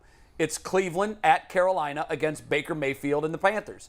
It's come to fruition. Yes. 4 months from now, if it's Cleveland Can't and wait. Carolina in the Super Bowl, I want you to know you heard it here first. All right. Yep, you called it, man. I'm going to go lay 10,000 on that action now. Yeah. Thanks, Jay. Jay, you're awesome. Hey, before I let you go, my how's the golf pleasure. game going? You still scratch? No, it's a struggle. Me and my driver aren't friends right now. You're not on speaking terms, or you are, but you just can't say That's what you're right. telling it. That's right. Yeah, join the club. Jay, great to see you again. Have a great Jay. call Sunday. Hey, We're all guys. going to be listening, man. Thanks, man. Great to talk to you. Take care. Jay Feely. Gonna be a lot of fun. I'm glad you pointed that out. When you do something 452 times, I don't care Yeah. what it is. I don't care if it's a 3-foot putt. I Yeah. don't care if it's a free throw. The fact that you're only going to fail That's- 3 times That's out of insane, no 452. matter what it is. No Yeah. matter what it is. Yep. Even if the majority of them were 20 yards away, that's incredible. Just three? It is amazing. Jay has – this is the reason that so many kickers are great golfers too. It's Jay one time told my son when he was competing at a very high level, but not in college yet. He was at high school. Corey, I wanted Corey and Jay to spend some time on the golf course, and I told Corey, pick his brain about repetitive motion, because the long jump is a repetitive motion. You're doing the same thing every time you do it. So he asked Jay, what's the secret? What's something that I can hold on to? And he said, it's always about the process. And the situation and the potential result can never affect the process. So if you go out there and you're going to kick a 30-yarder, the process of that, counting your steps, waiting until the ball is snapped, everything, that process for him never changes. Yeah. It's exactly the same. It's like the motion a pitcher does before they pitch. 100%. So Corey wrote on his long jump spikes, process, on the toes of both of them. And he did that from the time he was in high school when he got that advice to Jay, all the way through his last jump at the Olympic trials. Right. He would just remember what Jay was telling him. There's a process. Right. Don't let the situation or the potential result affect that process. And that's how you make Right. 449 out of 452 kicks. And to Mike's point, the pitchers that have the most repeatable mechanics Absolutely. are usually your best pitchers. You're right. All of that stuff is kind of hard. Like you talk about golf or kicking or bowling. A lot of pressure. Like when you just have to It's the do same something, thing it's over the and same over and thing. over. And there's different variables. Like it could be cold, it could be rainy, Sure. it could be, and then you got to have the hold. Kicking a field goal is hard. It is hard. Think about all the stuff that has to go right. Sure. It's Just a time. not- First of all, it's a timing play. Yes. There's Plus you three get- different elements in the play that, if one little element is off a fraction of a second, it's no good. And plus, think about this: unless you've accomplished like a Justin Tucker or even Evan McPherson based on last year, except for a few guys, there's no patience. Like Yeah. if you Not suck anymore. for a couple of weeks, Not you're anymore. gone. Yeah. How Well, many look of the kickers- Browns? Yeah. Zane Gonzalez. Yeah. And then the Zane Gonzalez, I believe, is in Carolina now. Yeah. And then there's another one that we drafted and cut. Minnesota. that's still in the league. Yeah. He's on Minnesota. But I mean that's I can't think of his name now. All I can think of is Zane Gonzalez. Yeah. But was it Austin? Austin Seibert, Yeah, whatever right. it was. no, that's not who I Out was of thinking. Oklahoma, Austin Seibert. Yeah. The Browns Yeah, but who's drafted the him and kicker? cut him. Who's They're- the kicker for Minnesota? Give me 1 sec. He was here I too. wanted But to- Gonzalez and Yeah. and I meant Austin, to ask Jay if he had any hilarious Phil Dawson stories. I've never heard. I want to hear one hilarious Phil Dawson I bet he story. does. You know, and I just have heard because we knew, for as long as he was here, and sadly he was our best player, probably since '99. Yeah. Probably our bad best is player that? since '99. Besides Joe Thomas. Besides Joe Thomas, Yeah. you're right. Besides Greg Joe Thomas. Joseph. Greg Joseph. Greg Joseph. That's it. Yep. Greg Joseph. But I know nothing of Phil Dawson. He's a mystery to me. He was on one at camp. in the last couple of years, he was on the radio show with Dustin and I, and he was on with us for like 20, 25 minutes, and he was awesome. Was he really? He was great. Wow, yeah. that's surprising. I thought he'd be totally stoic. I thought he'd be a complete stiff. He gave us some like really interesting stuff about kickers, which I was like, wow, that's really. I guess just no one ever thinks to talk to Phil Dawson. Should it we seems call so him? easy, Can we but talk the way, to him? yeah, we should try to get Phil Dawson on. He was great. I have a million things to ask him. Let's get him on. Yeah, let's get him on. We can do it, no problem. By the way, speaking of former Browns, Mitchell Schwartz is coming on next week. Oh, that's awesome. It's wonderful. Never should have let him go. You know, we should do that. I bet Phil would. Maybe we should wait a couple of weeks. Let's call him P-Dog. Until we see what happens with I'm curious if here. Cade York called him. And I think he did. He should have. I think See, I we read need a all story this where info. We got this whole kicking backstory we could be milking right now, you guys. You know? Absolutely. Let's give P-Dog's probably watching. P-Dog, if you're watching, call in. That's what I call I thought you called him Pete Dog. No, P-Dog. No, P-Dog. P-Dog. They're P-Dog's close. Yeah, They're that's close. true. Anyways, I'd love to talk to Phil Dawson. So we're going to immediately go. We're scheduled to go to top 5. Yes. Do you want to do internet reaction now, or do you want to do that later? No, internet reactions to the Guardians. Okay. Yes. We're going to do top 5. We'll move everything up. It'll give us a little more time to talk about the college football expansion and then get back and close with any Brown stuff we missed. So, Absolutely. Without further ado, let's do our Ultimate 5 on this Tuesday. And today's Ultimate 5 is the 5 best football games on the schedule this weekend outside of Carolina, Cleveland, because that's number 1 in all of our Like offense. this. I really do think it's number 1. I don't think we're being homers. It's I know not that number the 1 Bills, in terms of quality of game. No, I know, but in terms of storylines, In terms of and drama, storyline, right. it doesn't get any better than Well, this. I mean, Russell Wilson going to Seattle. That's not better than Seattle stinks. It's like watching a freak show. Like, Yeah, more but than Ru- good football. People Right, want but to see Russell that. Wilson won a Super Bowl in Seattle. It's a pretty big story, him going back. It's big, but for me, I don't know. But And no one's like, it's going to be the marquee game. Everyone's like, I want to see what that But freak this is not show a marquee game Vegas either. says It's they're just gonna a score good, 41 it is a good points, is storyline. all. I think it's a pretty good game. Sorry. Pretty good So storyline. Cleveland and Carolina is not on the list. That was the obvious Right, number we're 1 taking for us, that so we off. took it off. And to be honest with you, Seattle, Denver didn't even make the list. I think that's going to be such a But bad it's not game. I think storylines. Seattle's You're doing so top bad. 5 games, Yeah. right? No, that's what I'm saying. It has attention to it because of the Russell Wilson factor. Right. It's going to be a terrible No, game. top Yeah. 5 These are games. the 5 We get it. best. That's why I football like games Cleveland, of Carolina quality. over Seattle, Denver. It's going to be a better game. Should be, yeah. We hope. All right, so let's start with number 5, an AFC North divisional matchup. Yeah.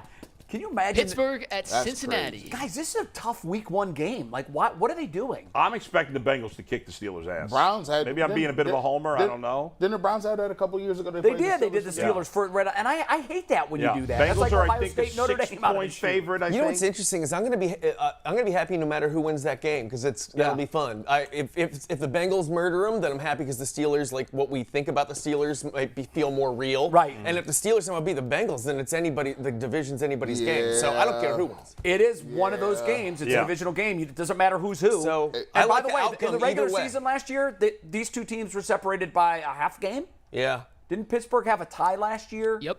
And with the Lions. they finished a half game behind. I don't the want Super Bowl Pittsburgh to champs. look confident. That was though. fraudulent. That was fraudulent. Says Bengals fan. Well, because the Bengals didn't play in their 17th game. The Steelers did. So if the Bengals lose, this is interesting to me because we got you here. If the Bengals lose, does that tell you more about the Steelers or about the Bengals? Depends how they lose. I would say the Steelers, but I never like to read too much into a week 1 game, like on a personal level. Like, You know what it tells me? It tells me the NFL is exactly what all of us think it is. Yeah. I mean, Anybody can win on Toss any up. day. we know this division, and we Yeah. know the hatred, and we know the history. So a 21-20 Pittsburgh win, I'd be like, yeah. Let's go see back that. to last year when the Steelers beat Buffalo, like I know. 20-7 Right. and- I know. Well, and the Bears no beat one the saw it. Bengals early in the season. When the Browns crushed the Bengals in Cincinnati. Is that a 1 o'clock game? It can happen. Yeah, it sucks. is I one hate when the o'clock. Browns and Bengals That play at the same stinks. time. That Yeah, I know. I wish we could watch both of Yeah, those every down. If the Steelers win that game, we in for a long season. I Like agree. not a long season, but every single week. Because you just- already it's gonna be expect the Bengals to exhausting. be really good. Yeah. Yeah. Whereas the Steelers, you're like, they're If kind the of. Steelers end up being good, Yeah. I don't And know. good out of the gate. I don't know Right. how you Not get even, like, more than get good. 2 wins in the 6 divisional Right. games. By the way, I know. I know in Pittsburgh, or at least Filipponi, who does radio there, is one of their big radio hosts there, is furious that they're starting Trubisky over, what's his name, the rookie. The rookie's the 3rd-string quarterback right now. No, they changed it. Today? A communication error. He was always the second. Okay, string because when I quarterback. saw that Mason was 2 on the No. depth chart, Yeah. I'm like, It was a communication Pick- error. They clarified it today. oh, Pickett's okay. number 2. Okay, I feel a lot better about the whole thing now, knowing that, because when I saw that, I'm like, wow, if he's third on the depth chart and he may not even dress. They clarified it during the show, Because if you can't beat out Mason Rudolph, you're in trouble. You made a mistake at that pick. Yeah, that's right. Yeah, those fans are going to be calling for that guy, though, real quick when Mitch falls. Trubisky doesn't play well. If he doesn't play By the way, they're going to be going crazy. If that's the 5th game of the week, Bengals Steelers, yeah, we've got a it's great a hell of a week first of week. We got some really good games. It Let's is. get to There are a number lot of 4 good here. games. Yeah. I like points, and I know this isn't as traditional of a matchup, Right. but I think Patrick Mahomes and the Chiefs are on a revenge mission, and I think they are must-watch TV. And the Cardinals with Kyler Murray in this new contract, they got a lot to prove. And I A lot can't of wait points to in this see game. what are the Chiefs without Tyreek Hill. I can't wait to see. Yeah. You know, this is always a great question. It was when you would look at Brady and Belichick, you'd like, is it the quarterback or is it the system?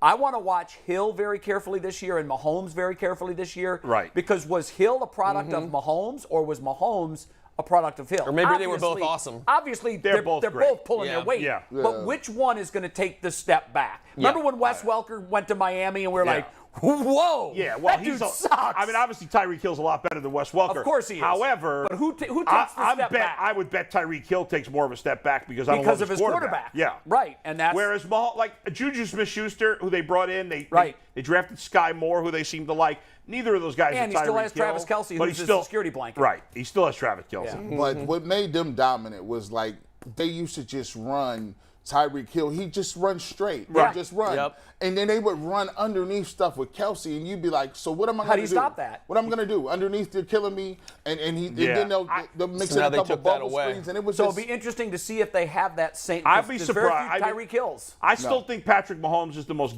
physically gifted quarterback I've ever seen in my life, and I would never bet against him, even though he choked badly in the playoffs last I year. have to think about that, but he's in the top 5 for sure. Yeah. He's going to, I think what you'll find out is he's just not a backyard quarterback this year. You'll see him like get to his 5th step and then hit somebody on the run. He won't do as much ad-libbing, but he'll still be good. They traded Tyreek Hill for an offensive line. So for the first time in his career, we're going to see Patrick Mahomes with a little bit of time. That could be interesting. And not That's as a good many point. weapons. He's had a good offensive okay line. line, but there were. If They you think invested- about they Patrick might have the Mahomes' best greatest line of plays, football right they now. were ad-libs. Ad-libs. Are you guys having a hard time hearing Mike today? I'm not. No. I'm I never even I think have there's mine something wrong with on. my I don't even earpiece. turn mine on. It could be pinched somewhere in your clear tube. If it's pinched, Yeah, you take it out and put it back in. Yeah. Well, Bull's fixing Blowing his it. headpiece. Let's get to the third game that I'm most looking forward to. This one should have arguably the most points. The Raiders at the Chargers it's at going to be like a AFC pinball, West. like a pinball machine. Heavyweight machine. This is going to be awesome. Yeah. And I This need the Raiders defense to step up. I mean, you got Justin Herbert, who's one of the best quarterbacks in football. Derek Carr, one of the most underrated quarterbacks in football. Although Derek Carr's never won a playoff game, which is unbelievable. I didn't know that. Never, not one. I think he's only played. I think last year against the Bengals was the first one he played in. Well, because the year they made the playoffs, How many he has got Deshaun hurt. Watson won? Bull, you're right. Deshaun And Watson. Wait a has second. won. You're talking about Deshaun Watson, who's won in 3 seasons or 4 seasons, Yeah. versus Derek Carr, who's won 0 in like 10 seasons. 7. 7. Yeah, it hasn't been in the league 10 years. Well, 3 more years. That's a big difference. yeah. And he He has ain't 0 versus 1. He ain't going to win none this year either. I mean, and Deshaun Watson. You don't No. think? And by the way, Raiders Deshaun could be Watson's got a sneaky lot to good. They prove are. too. I think in the the Raiders, playoffs. Raiders are sneaky good in this game. I look at it like this. Derek Carr takes no heat for never winning a playoff. They got Waller. They got Devontae Adams. I'm interested in seeing once again Devontae Adams. Yeah, who has the fall off there? You play, and I think it's going to be Aaron Rodgers. and Aaron Rodgers spoon-fed Yes. Devontae Adams. It would be blatant. Like, we got to get him 7 touches the first quarter. I don't know if McDaniels is going to do Yeah, I that. mean, He they got spreads Hunter everything. Renfro's a really good receiver. Hunter Renfro. And you mentioned Waller, whose problem is he gets hurt a lot. But when he's healthy, he's as good as any of the other tight ends. They don't have a good running game, though. I don't like Josh Jacobs. I'm not a fan. I don't either. I never have. And I drafted Josh Jacobs, and they're going to probably go with in fantasy, they're probably going to go with a committee backfield. Yeah. The Patriots always had a committee backfield. Yep. They really Yeah. never had anybody of note. I'm curious to see what they're going to be defensively. But every single game in the AFC West, if you want to lose your house, Wild. just bet on the AFC West games. Yeah, no. Bet the over. All- He bet the you over. know what? I think it's the AFC North is very similar. You know, especially if Pittsburgh comes out in Week 1 against Cincinnati and is competitive, it's going to be a coin flip. That'll be in all of those horrifying. games. I know. I know that's your worst night. It would All right, be. what's your second best game? Second other best than game of Browns the Panthers? weekend. This one has a little question mark surrounding it. But Tom Brady and the Buccaneers taking on the Cowboys. good game. This weekend is loaded with good football, by the way. Damn good No, game. it's your name brand quarterback against your name brand franchise. Exactly. And this game, if you remember last year, they opened the season, and it went down to the very last play, Yep. and they missed a field goal to That's right. drive. I think we're going to see a repeat of that, and I think it's going to be a phenomenal game. I'll watch every play of it because that was great. I am a big Dak Prescott fan. I think that guy is so underrated. He gets crapped on all the time. I and got him don't in get it. fantasy. What's the word on the Cowboys this year? Are they supposed to be something? I don't even know. It's Notre Dame. Well, they've you got can to take whatever the preseason media Yeah, they is get saying about overhyped. Notre Dame, Right, and you right, can right. copy and paste that about Well, what they they're got saying a about big the issue Cowboys. on their offensive line. They've lost their left tackle, and Tyron Smith got hurt. Yeah. I did not think Zeke looked good last year. No, Zeke I think hasn't Tony looked good in Pollard's their 4-3 better years. back. I think Tony- Zeke has jumped the shark, kids. I do. Yeah. Done. You think he's done? I don't think he'll ever even approach the back that he was. But I don't know why. they got a great quarterback, or at least a very good quarterback, and they've got C.D. Lamb is one of the CeeDee best Lamb's up-and-coming young wide receivers. Big things expected from CeeDee Lamb. I think you could see by game 4 or 5, Pollard is going to be there. He should be. I think you're He absolutely looked so right. explosive Yeah, last I think year. How you're old right. is Elliott? Not very old. You know what? He came out early He's Tyvus's too. age. So he's probably 27 or 8. But a lot of carries. Yeah. But you know, for a back, and his workload at Ohio State was extensive. Yeah. And he Legendary. played 15 games. So a lot of guys in their last year in college might play 11 or 12 because they made it all the way. He played 15 games, and if you look at his carries, it looks like an NFL's. It looks like a stalwart NFL back season. Yeah, the he's opposite taken of a Nick lot Chubb. of hits. And nowadays, a lot of backs break down by 27-20. It used to be 30, now it's 27-28. When you can't, the carries that you get that used to be touchdowns, and you start getting tackled after 40 yards. Yep. Those accumulate because Zeke, when he was in college, he hit it and he'd run away gone. from everybody, Yes. including SEC teams. We haven't seen that since his rookie year. No. Tyvus just texted me and said he will not stand for any of this Zeke slander. He says, "You heard it here first." Quote: "He gon' lead the league in rushing." Yeah. Mark it down. Tyvus Powell. Tell I got you, Tyvus to Tyvus, stop don't embarrassing worry. himself. Right after Tyvus pitches a perfect game in the major leagues. Right. Hey, And then screenshot shoots an that. 18 at Pebble Beach. And gets a hit off Shohei I Ohtani. mean, this guy Pollard's nice. I mean, he got maneuver. Listen, he don't take hard hits. He hits the hole. And you know what?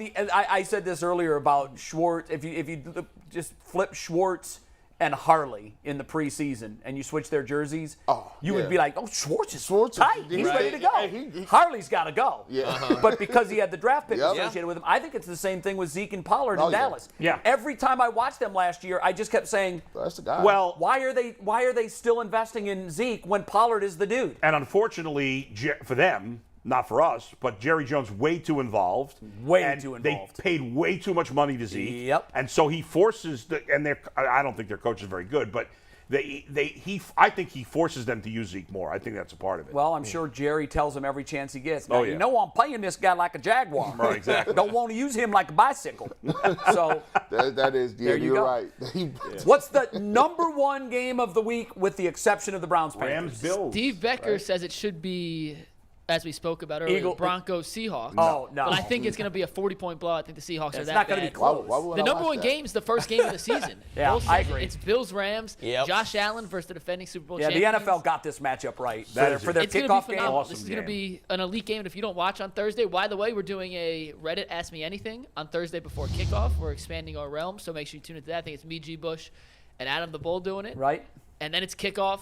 Bills, Rams, the season's underway. You can't have a better Thursday than that, hanging out with us for an hour than watching Josh Allen and Matt Stafford duel it out. That is a hot Thursday night. I don't even know what I'm doing in this Reddit. What do you do in a Reddit chat? You'll find out. It's called whatever Ask Me they Anything ask Bowl. you to. It's Yeah. virtually Ask the Show. Just do you. But on Right. Reddit. Oh, I love it. Do bull Yeah. things. I'm not on camera, right? We're just typing? Or No, what it's do we You know what? It's I actually have it's- no idea how this is going to work. I just know I'm supposed to run it. Well, I'm Reddit in. thread is all text, right? Yeah. No one Usually, get but- bullied into letting them make you do things you don't want to do, guys. You know that, right? Yeah, You we can't know. say no. Ian Yeah. Hill signed us up for this, so Hey, I want before we move any further, I want to say this. McNuggets had a big thing happen to him over the weekend. I want you to tell the story. I know you told me before the show, but I want you to tell Oh, the yeah, audience. that's right. This is kind of life-changing for Yeah. McNuggets. I didn't hear none of that. Okay, Let me here it see. comes. It Here was it comes. life-changing for me, by the way, when McNuggets took a crap while I was, urinating in the bathroom, by the way. We'll right get- next door to me. But we'll save that for your final thought. It was loud and disturbing. Sorry. Any street cred you thought you had, Hold on, wait, he just before bulk I erased said- it. It did happen, hand up. But Bo, we said that was off the record last week. You Did can't I? be breaking these HIPAA violations on camera. I did not say anything. I think you mentioned it Those would be aren't funny HIPAA for me to mention. violations. Those are SHIPAA violations. Yeah, HIPAA Unless you have violations. Like, colitis Mike, or what did you something. eat, man? How about a I'm not courtesy gonna flush? tell you. You know what I ate. It gave us all food poisoning. I'm not going to throw anyone under the bus. Stop but we were all it. feeling bad last week. Not me. Yeah, because you weren't there. That's if you put right. 2 and 2 together, y'all can figure out what ruined our stomachs. But All right. Nah, stop it, will you? So tell the story. Never This is crap a at work. Go life-changing ahead. thing Yes, happened this to was big. McNuggets So- over the weekend. I have not been noticed and recognized in public yet. Now, in backstory in Tennessee, it used to happen a lot. In Texas, happened a lot. Hadn't Sure. happened here yet. I was on a date on Sunday, I guess it was. Nice. We walked in. Boom. Someone looking at me with the awkward eyes. Yeah. Kind of making eye contact with them. Uh-huh. And they go, "You're Mikey McNuggets." And I go, "Damn straight. Thanks for watching the show." Did you flex in front of your girl, or like how'd that go down? I played it cool. You did like it Yeah, happens you all can't the let- time. Yeah, you can't let anything get too big. You can't let it get to your head. But, Was she impressed that he knew who you were? you know, certainly didn't hurt. Let's just. If Did she you- was impressed, he lost whatever cool points he got with the McNuggets Yeah, part. did you she did wish? ask. She goes, "Why is?" Did it you wish you had a McNuggets?" cooler nickname? Did you wish you had a cooler nickname in that moment? I wanted to ask Aditi. They said she mentioned her producer's name. He had a really normal name. Like we got to figure out. I think every producer needs a Yes. McNuggets. Well, S now nickname. imagine how that story would have gone if we had gone with Prison Mike, which we almost did. Right. Right. Imagine how that story would have gone down if he would have said, "Hey, are you Prison Mike?" But that might have the made date might have been over right No, there. that might have helped. He might have looked tougher. Like he It all was in depends on what prison, kind of girl she you know. was. Now- If she's down with the bad boys, You want to date a girl, Mikey, right now that would like Prison Mike. That would be up to your advantage, I think. Now, are you going to get a second date out of this? yeah, This that's a is- good question. That's true. Good Yeah, job. I think we're in good shape. Don't worry. How'd the date go? Did it 1 to end that 10? night or in the Good morning? date. What'd you say, Bull? Did the date make it to the morning? Listen, I don't kiss and tell. Come on. Yeah, that's a very personal question. Yeah, but come I on. love how Bull always goes right for the throat. I mean, that's what we do Bull talks here. about me and him in the bathroom. Which, by the way, I told you, let's keep this on the DL. And you know what? did? Yeah. I don't remember that. What's the big deal? Everybody poops. I mean, we all poop. What's the big deal? It was a food poisoning poop. No, it wasn't a wasn't good food. poop. Stop with the food. All right, poisoning. enough It wasn't of food the Did poisoning. you talk. tell? Did We're all you? so uptight. Did you tell Go, this? lighten up. Did you tell this lady fair of yours that this might come up on the show? And then, are you sad that it's bookended by this you pooping Poop story? Yeah, right. Because it's kind of romantic if Besides you the take the pooping. poop stuff out. We'll have a follow-up tomorrow. I'll right. see if she. You should sees trim and this hears it. down just to the point. By the way, you got to be able to fart in front of your woman within the first couple of weeks, or it's not going to last. That's good advice. you need to write. You need to write a romance book. I would read a about bold like a romance book. Yeah. giving advice on how to find Right. romance. And Mike and I are going on a double date tomorrow, by the way. that's true. And, We're just looking for some ladies. I'm going to, I'm teach you all kidding. these We lessons already have tomorrow dates. night. We More already or have less. Only dates. eating I got a beans. book coming. It's called How to Give Half Your Stuff Away. You got 6 books coming in. Yeah, you've given away like at least 7/8 of your stuff at this point, haven't right, you? Yeah, you give a half the first time, and then you've only got half is a quarter. He's, you the don't have joke much is he's left. been married several times. Did I tell you? But I now he's very did happy. I tell you I got a call from my ex-wife? You did. Is that I was right? here when it happened. I What, think. what she had to say Well, was you good told us news. about it. Just saying she misses you. Nah, man. She was unhappy. She wants more she was, stuff. she was salty. She do. wants more She stuff. sold like the vacation She home. was like, "Oh, what's going on with this timeshare?" I'm like, "Well, I got bamboozled out of a timeshare, so it got to go. Right. It has to be out of here. I'm getting rid of She it." wants some of that PCC airfoil money is what she wants. You know that. You know, listen. Bro, you bought a timeshare. Listen, I had Haven't you heard that commercial that everyone plays? I'm John Schmo from There's Timeshares USA. There's an industry Yeah. dedicated suckering people. specifically to people like you that took the bait. It happened. You got the voucher for the free vacation. You're like, I'm going. It happened. It this is so happened. sad. I'm going. It happened while I was on vacation with my wife and your ex-wife. And you it had to just- listen to the 2-hour seminar. you got carried The away. next thing you know, you're $100,000 in hot. Oh my God. What swampland did Oh, you? it's did you know it's in I Florida. bet it was Florida. It was Florida. Was it Disney based? Because Man. they're I think pros at I that. think it was SeaWorld tickets, man. Yeah, yeah. just all kind of, and I was just over there. You know, I'm a dumb guy. This is forever, ever. Are we all right? Yeah. Good Lord. And next year, I'm like, Jesus, is this what I'm paying What for? did I do? What the hell did I do? So I got my own story. We were on a cruise in the Caribbean, in the Bahamas,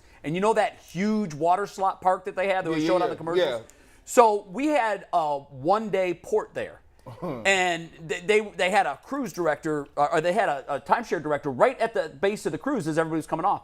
And they're like, "How would you like to go to the great water park that you see on the commercials for free?" I'm like, "I'm down. Let's Yeah. go." I had 2 young kids, you know, Kirsten and Corey were like teenagers.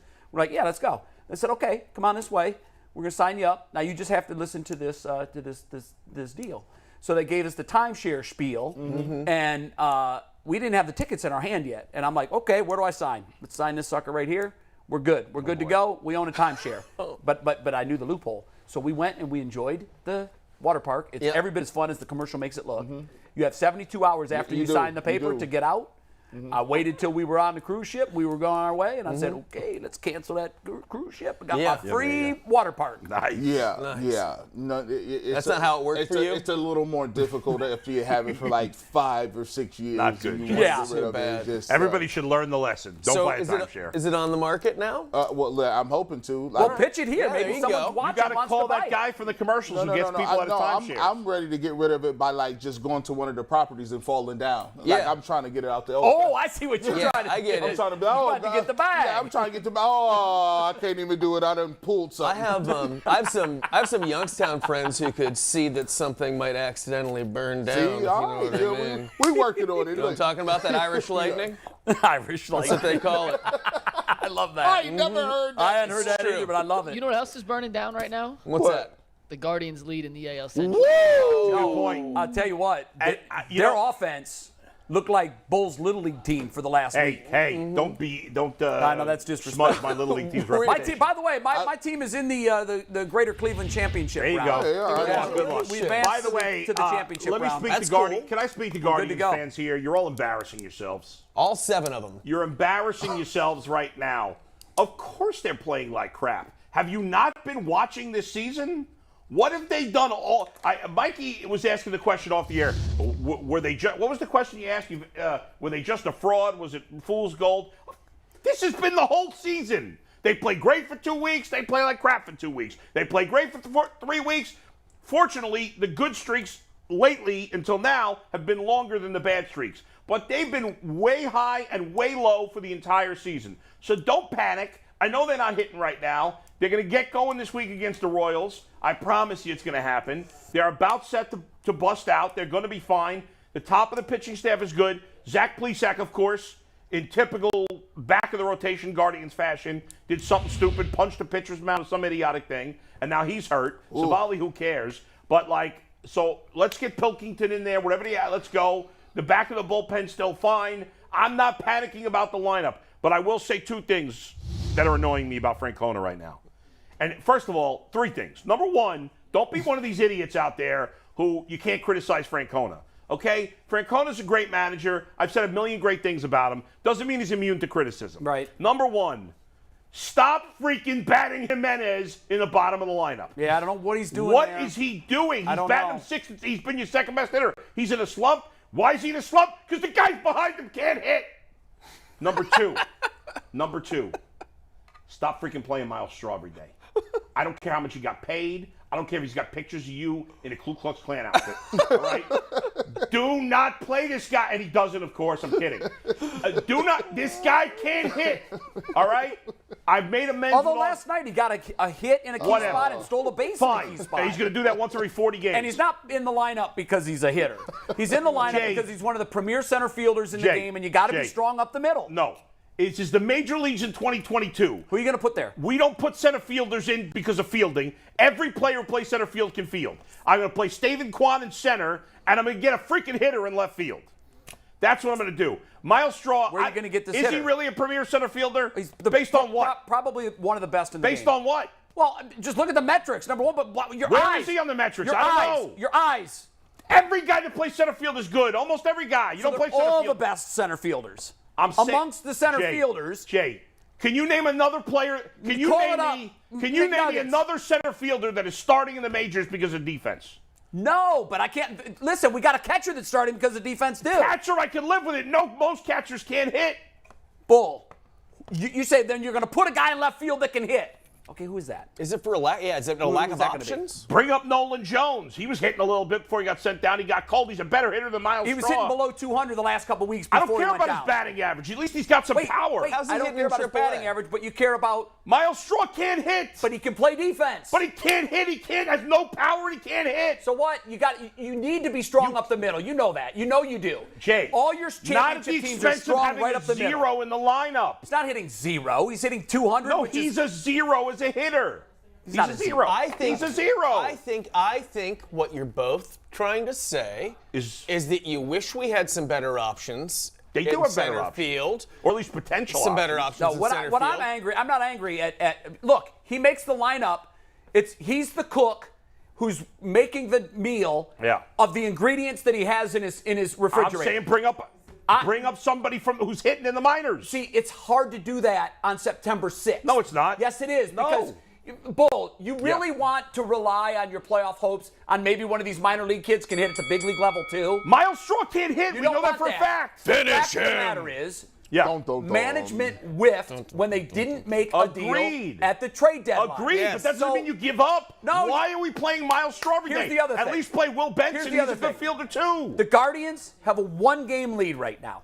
Yeah. A 1-game lead. Yes. I know they're not the Yankees. We know that. The Yankees aren't hitting either. Why anybody would pitch they're to not Aaron the Judge Astros, right now? I have okay? no idea. Yes. But here's the deal. Yeah. They're in first place. They're positioned to make the playoffs right now. The wild card has sailed. Yeah. Because of this last week and what they did, the wild card is no longer an option. They were at play. Jay, I'm not panicking. Wild card was at play. I still think the Guardians are going to make the playoffs. Right. But I think So do I. I think they'd be better off with A, Jimenez not hitting 6th and 7th. That much I agree with and you. B, not playing Straw every day. I just don't understand. You can't have right now your 8 and 9 hitters you're getting no production. No, out I of. know. I They're gotta almost live with the guaranteed catcher outs. because he's managing the pitching But staff. last night, and I'm with you on Straw. Look, he's not. I know he got a best good hit. option, I know but he got a big hit last in night. a big spot.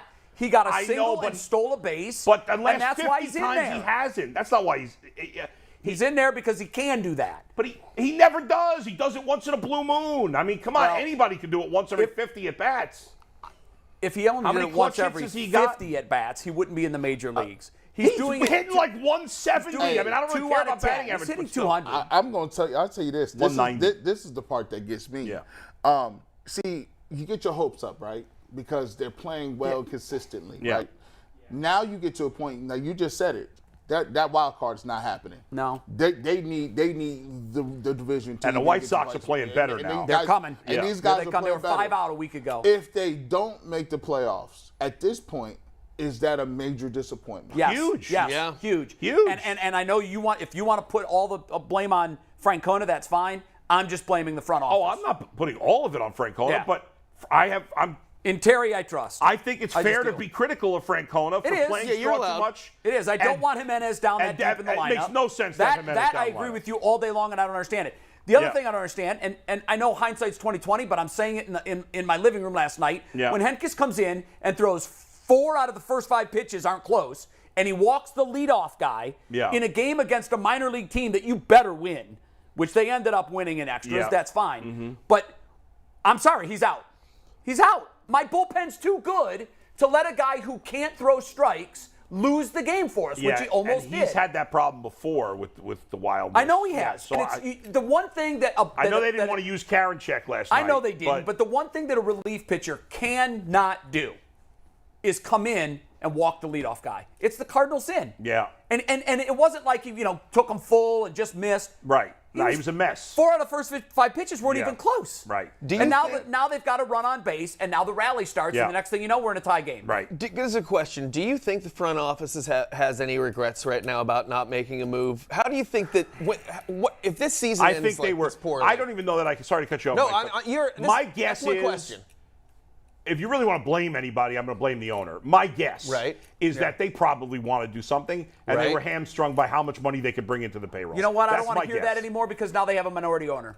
They've got another guy to help write checks. Well, but you just said, I think you were the one who said it's not going to be a money infusion, or maybe Jason said. No, Jason did. A financial infusion right away, at least. Listen, the new owner is now on the clock, too. 100%. So say this happens, though. Well, this happens again and again every year. And do you actually think that this is the year where if they miss the playoffs after getting everybody excited like this, after being obviously this close, and it being so obvious what they need in order to push them over the top, do you think they feel any of that heat, or do they just not care? They're just you know what, it doesn't Mike? matter. That's We're a still good made question, money anyway. And here's why they doesn't don't. matter. Because they're looking at the turnstile. And it's crickets. Yeah, It's crickets. True. This now, I don't want to beat them up for this weekend because the weather was atrocious this weekend. It was. But when everybody was talking about all the fun things to do this weekend in town, they were talking about the air show. They were talking about all these fun. The Guardians games, they weren't on anybody's radar, and here they are playing a huge series against a team that they were fighting for in the wild card race. If you were still looking at it that way, they have to beat Seattle head to head because that's a team that's going to be in the wild card mix. And nobody showed up, and nobody cared. And you know this is the worst thing that can happen to a professional sports team.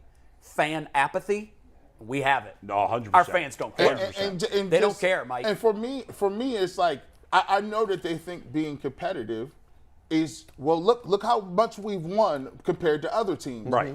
No. You have to win. So got to win it all. They have to win it all. And then come back again, then be in first place. Right. And then people will say, okay, I see what you. But if you're just competitive, I don't think it doesn't move the needle. But even when they went to the World Series the year after, attendance didn't go up, and they spent that offseason. I know they did. They got Encarnacion. They were over $100 million in payroll. And the attendance didn't go up much. But you got to win. No, I know. If they win. So, guys, what I'm saying is, I think the worst thing that can happen to a professional sports team is fan apathy, because now the owner doesn't feel compelled to do anything because that's true. Where's the uprising gonna come from? The 11,000 fans that go every night? Right. Yeah. No. This is interesting. Look at the recent moves by the two other major franchises in this city. Absolutely. You know, now for better or worse, the Browns, They're all in. They went all in on something. They're all in. And so did the Cavs. They made their move. A lot of people hate it, but they're in, and you know that they're doing something. The Cavs, they just made their move. Yep. And a lot of people are excited about that one. And the Guardians are pointing to the fact that they kept their best player.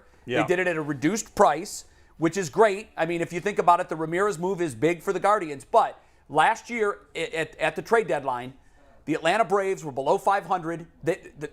The fact that they would even think at that point that they could win a World Series was a pipe dream, particularly when you looked at what the National League had. Yep. And they went out without their best player. Acuna was out for the year. They went out and remade their outfield through trades because there's other ways to win. Yeah. The Guardians, the only way they can win is draft smart and develop talent. But the Braves said, we're close. I mean, other teams don't think we are, but we're gonna put all our chips in.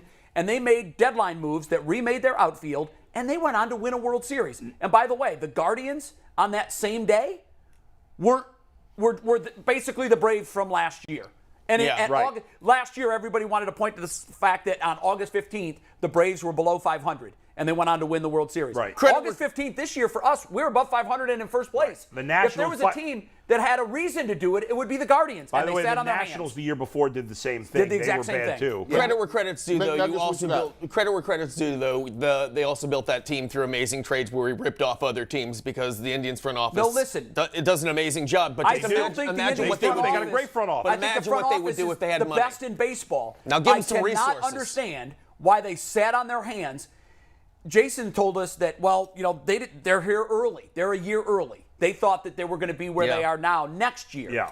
Well, that doesn't belittle the fact that they're here now. Yeah. Make moves. Exactly. They've got a glut of talent.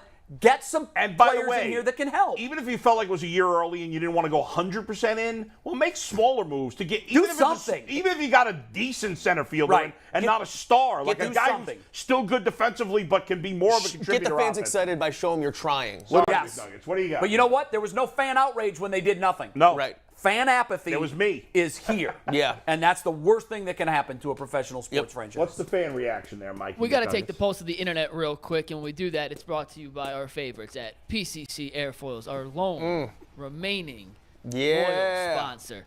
Are you looking for a job with career advancement and great benefits? PCC Airfoils is a leading manufacturer in Northeast Ohio. All locations of PCC Airfoils in Eastlake, Mentor, Wickliffe, and Minerva are hiring for all positions starting at $18 and up, plus full benefit packages, paid time off, and signing bonuses. Apply online at precast.com/careers to learn more. I got nothing today. Nothing, Bull? He's out. All right, well, we did ask the internet what they thought of the Guardians' offense, but we hit that enough. We all say it's been MIA lately. So Steve Becker sent us some YouTube comments. I'm just going to read a couple YouTube They comments. scored 2 runs last week. They have 22 hit in the the last Mariners at all. That's 11 not games. great. Yeah. That's not great. They've been shut out 4 times in the last 6. So Oh, these are just a couple random YouTube comments that we're going to read. And Oh, there was then one we'll about get me into- that was really funny. I'm not going to read that one on air, but That's that inappropriate. one was the It was winner. really funny. Is though. it worse than about him talking about you having the squirts in the bathroom next to him? Yeah, check your phone, Polk. Steve sent it. I'm just not going to read it on air. Okay. You Why guys can can't we check your read phone that while I one? read That's the other funny. one. This is from Wild Bill. He says, Brissett is a bum. Mark it down. It's time for Dobbs. Nick Morgan says, can't wait to see Schwartz bobble the ball, trip on a wide-open 60-yard gain that should be a touchdown. Desmond says, defensive tackle's a concern. Pressure, pressure, pressure. And the April says, bullshit right Hallmark cards. So that's what the internet says today, outside of the one comment I I'm would not be an gonna read on excellent air. home. First of all, the people that write Hallmark cards, they are generally untalented. Because when you go to buy, do you buy Hallmark cards? I don't know. I mean, Are they when you go to the pharmacy and you go and you look at the cards and there's a bunch that say, well, they'll be like Mother's Day funny or birthday funny. They are never funny. Not funny enough. Never. For you. You don't think they're funny enough? Who are the losers writing these things? Right. They should all be. No, I don't want to be anybody. Well, we only shop American Greetings because that's a Cleveland-based or company. whatever. Maybe it's American Greetings. Hallmark. They're not funny Schmalmark. either. I don't go near that stuff. American Greetings. No greeting Cleveland cards made. are funnies. It's all a fraud. Valentine's Day is a fraud. Wow, he's getting it all out there. All these fake holidays, frauds. We got to buy cards for. Yeah. Wow. This dopey don't have to. This dopey thing, Sweetest Day that people do. Now, That one's is nonsense. just a Midwest thing. Yeah, That's I know. nonsense. When I moved to Northeast, and people would be like, What the hell's that? "What's Yeah. Sweetest Day? I've never heard of it." They don't even know that's a thing in the It's a Northeast. ripoff. Now, I never heard of cornhole before moving Is there here. is there That's a big is there a Midwest statute thing. of limitation on like Valentine's Day gifts? Like if you married the woman, do you still gotta get them something? Of course. Yeah. My wife and I do not. I think it We've depends decided on the we don't give relationship. Valentine's Day gifts anymore. That's a decision. That's a We personal decided. decision. But you do whatever you The want. thing is, you a fake both have holiday. to be on the same page. Yeah, you don't want to Yeah. keep You getting can't gifts. But and it's you're a not- holiday created. I have by- personally decided not to recognize Valentine's Day anymore, and if because it's been created by the greeting How'd that card go companies. over? How's that going over? No, not me. I'm saying if I were. That's No, I know, hypothetical. but I mean, you have to make sure that the person that you're in a relationship Yes, is good is with on the that. same page. And Like you can't have one person participating, otherwise it's going to get messy. Do you want me to talk your girlfriend tomorrow into Well, giving I a Valentine's appreciate Day? The thing that. is, I Yep. know her, and I can't would. imagine that she would be okay with no recognizing of love on Valentine's Day. No, I think that that's a fair assumption, and I think that. So But wait a second. Yeah. You can recognize love without giving a card or a gift. 100% true. Right. Yeah. But I think that my junk would be for in many the women, proverbial sling. How much lighter is your wallet? How much do you love me? Yeah. After the first year, my wife said I don't have to buy her any more Valentine's Day. Wow. Yeah. I mean, I shouldn't have to. I married you off one day. That's true. I You met saw her- you. Then I said, flew let's across get the world married, to get and you. then that was it. That's my favorite story I ever. saw Hey it. Jay, we got 10 minutes for final takes. Let's talk a little Ohio State real quick. Let's just Yeah, we have to. We got to talk about the We top touched five on it matchups. earlier, but your big thesis statement from the game Saturday. G. Bush, you start. I'll say this: win and survive. That's what it's about, right? Win and Yeah. survive. I look at a lot of these teams. You look at Florida State versus LSU. LSU ends up losing that game off a block kick. There's a lot of teams that really don't make it past this first game, especially if you have national championship aspirations. I thought the defense flew around. I liked what they're doing and bringing more blitzing. One thing I will say, though, they're going to have to get back to the running game. The running game, Why was Henderson a ghost for much of the game? because I thought. I mean, Williams ran the ball well, but Henderson's the star in that it was backfield. weird. I thought Williams, he gave him that punch. I thought he was But aggressive. Henderson's supposed to be the guy. He is. And he was a ghost for a lot of the He game. was. I think he had 3 carries the first half. First half, Mayan Williams came in and they were running the ball. He was physical. I think they stayed with the hot hand. I expect to see Mayan Williams with the ball a lot more. I think, Travion Henderson is not going to get the bulk of the carries like, we thought Well, that he was. saddens me because I think he is a premier workhorse back. I think Mayan Williams is going to raise a lot of eyes. No, he's gonna legit, play. too. He's a legit I gotta back. say, guys, this game and the way people reacted is the reason I've never been a big college football fan. Because it's the only sport where style points matter. And I've always hated that about college football. Because there's voting involved. And that's why the new playoff system is great. Yes. Because now 6 teams are guaranteed if you win your conference, you're going. You're in. Yep. So I this love game, that. And none of the you know style what? points Love it. nonsense. It's going to mean more games like this to start the year. Yep. Yes. A lot more games. And that's Like going to you bring a want. lot more money to the pot. Yes. So I think that's brilliant. That was my final take today, was the playoff system. Love the So I'll playoff save system. some of my fire for that. Yeah. But you're a Buckeye fan. Like, what's your oh, no, you're not. You root against them. No, I do, but I didn't watch this game anyways. I was out. Okay, but so you but all I heard was the reaction to it, and I love the. It was nuts. I do. That's what I'm taking from it. Is just a bunch of saddened. And I hear listening on talk radio on the way back, and it's a bunch of sad callers just being like, they're freaking out about this and acting like that they just lost like this nail biter or something. You know what? I think one of the things that kind of got me a little more tense during the game was they always put a stat up, a trivia question in the first half, and then they answer it in the second half. And the question was, when was the last time a team ranked 1 or 2 lost in its opening game? Mm-hmm. And I started thinking, and I went back, and I couldn't remember. I literally said, you know what? I bet you're going to have to go back to the 80s. Yeah, it's a long time. And the answer was 1990. Miami was ranked number 2, and they lost in their opener. So you didn't want to be that team. I didn't want to be that team. Right. And as constituted, we know that there's going to be 12 teams down the road, but right now there's 4. And a loss in that game wouldn't have ended Ohio State's season, but it would have put a dark cloud under it the rest of the way. No doubt. Because if you slip up against a Michigan or a Penn State or any other game, that's your season. That is my question. Over. Based on what you saw, did that show you what the separation is between Ohio State and those big I boys? think that I sat here and said Notre Dame's overrated, as they are every year, but after watching the entire game, Notre Dame is dripping with talent, and they're coached by a guy that is good. He's going to do wonders there. I'm not saying he's going to win a national championship there, but Kelly didn't either. Mm-hmm.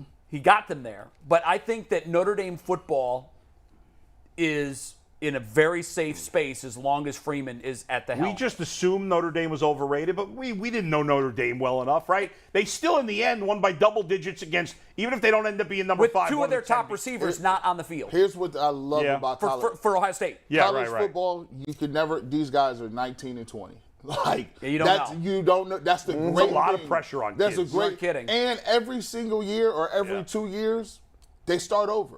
One of the things that that stood out to me about college football is like I said, I watched all of these games, and I was flabbergasted at the amount of people every single time they said, this is a transfer from Oregon. This is a transfer from Alabama. This is a transfer from Michigan. Yep. I mean, there are 3 to 4 players.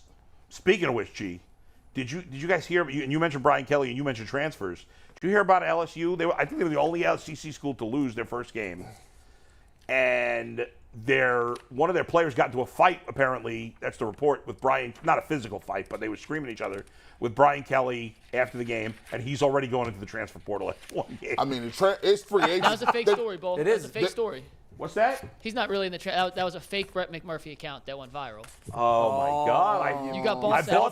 fell for fake. And Brett you just McMurphy? spread the fake news. I spread fake news. But I'm gonna tell you But what. you corrected it. That's a bad job out of me. Hey, the transfer portal is free agency. It is. Like, if you need a receiver, like, I didn't even know the kid Penix was still playing.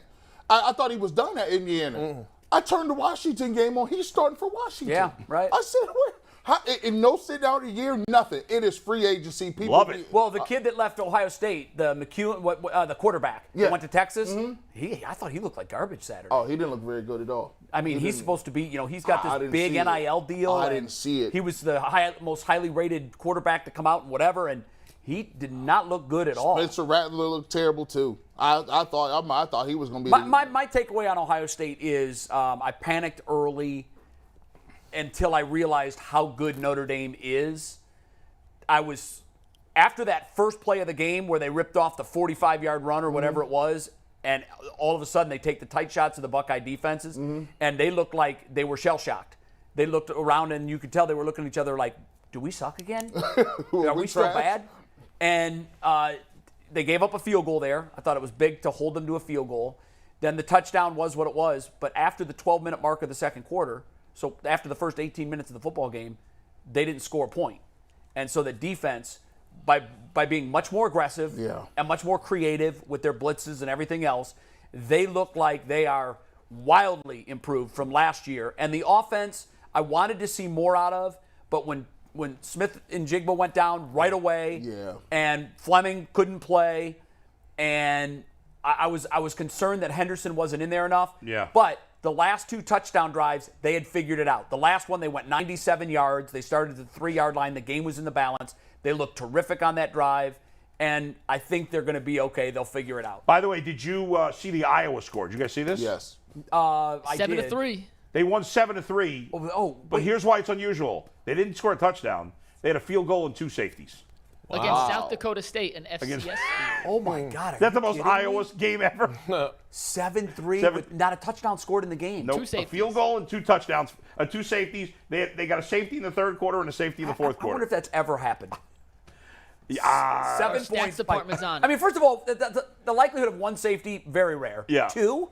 I mean, that almost never happens. First week in college football is always sloppy. crazy. The second week, There were a people lot of show. great games, though. Shout out The to Florida my State game, the Florida game. North Carolina was a North great Carolina. Appalachian- Shout out to my Appalachian Brockport State was Golden unbelievable. Eagles. 1-0. The Golden Eagles are 1-0. Taking on Ithaca in a big game this week. Let's go. What you got, Ithaca? How many? Ithaca's ranked Will top they 25. have Division III. 1,500 fans in attendance for that? I mean, it's been 20 years since I've been How to the game. does Ithaca 1,500? travel well?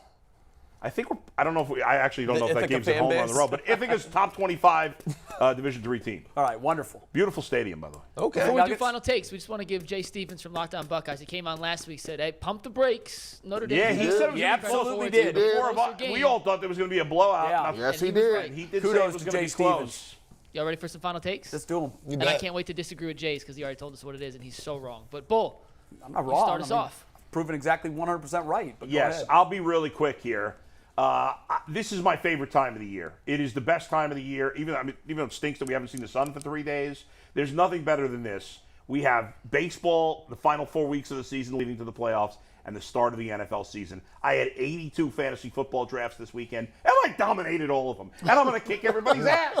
He dominated. How many are you in for real? 5. Okay. I got my last draft tonight. It's an auction, and I am ready to go.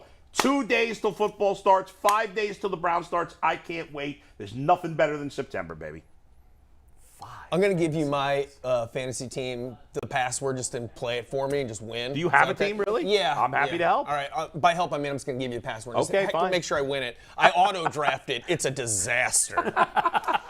Okay, so my shout-out goes to my Kent State football team schedule this September to remember, as they continue to make that money by enduring what some might consider to be a bit of a lopsided schedule. Last weekend, they lost a nail-biter to Washington, 45-20. And this Saturday, they play Oklahoma, who are favored by a generous 32.5 points.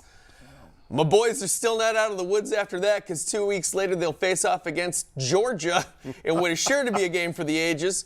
Too many interesting storylines to follow in that game, but one matchup I think we're all paying attention to is the long-awaited showdown between Georgia's 310-pound defensive lineman Jalen Carter, a consensus top 10 2023 draft pick, versus Kent State's center Sam Allen, who looks like a nice guy that I went to high school with. Poor Sam Allen. Some people might be wondering, why in the Lord's name would Kent State do this to themselves? But the answer is simple. It's $5.2 million.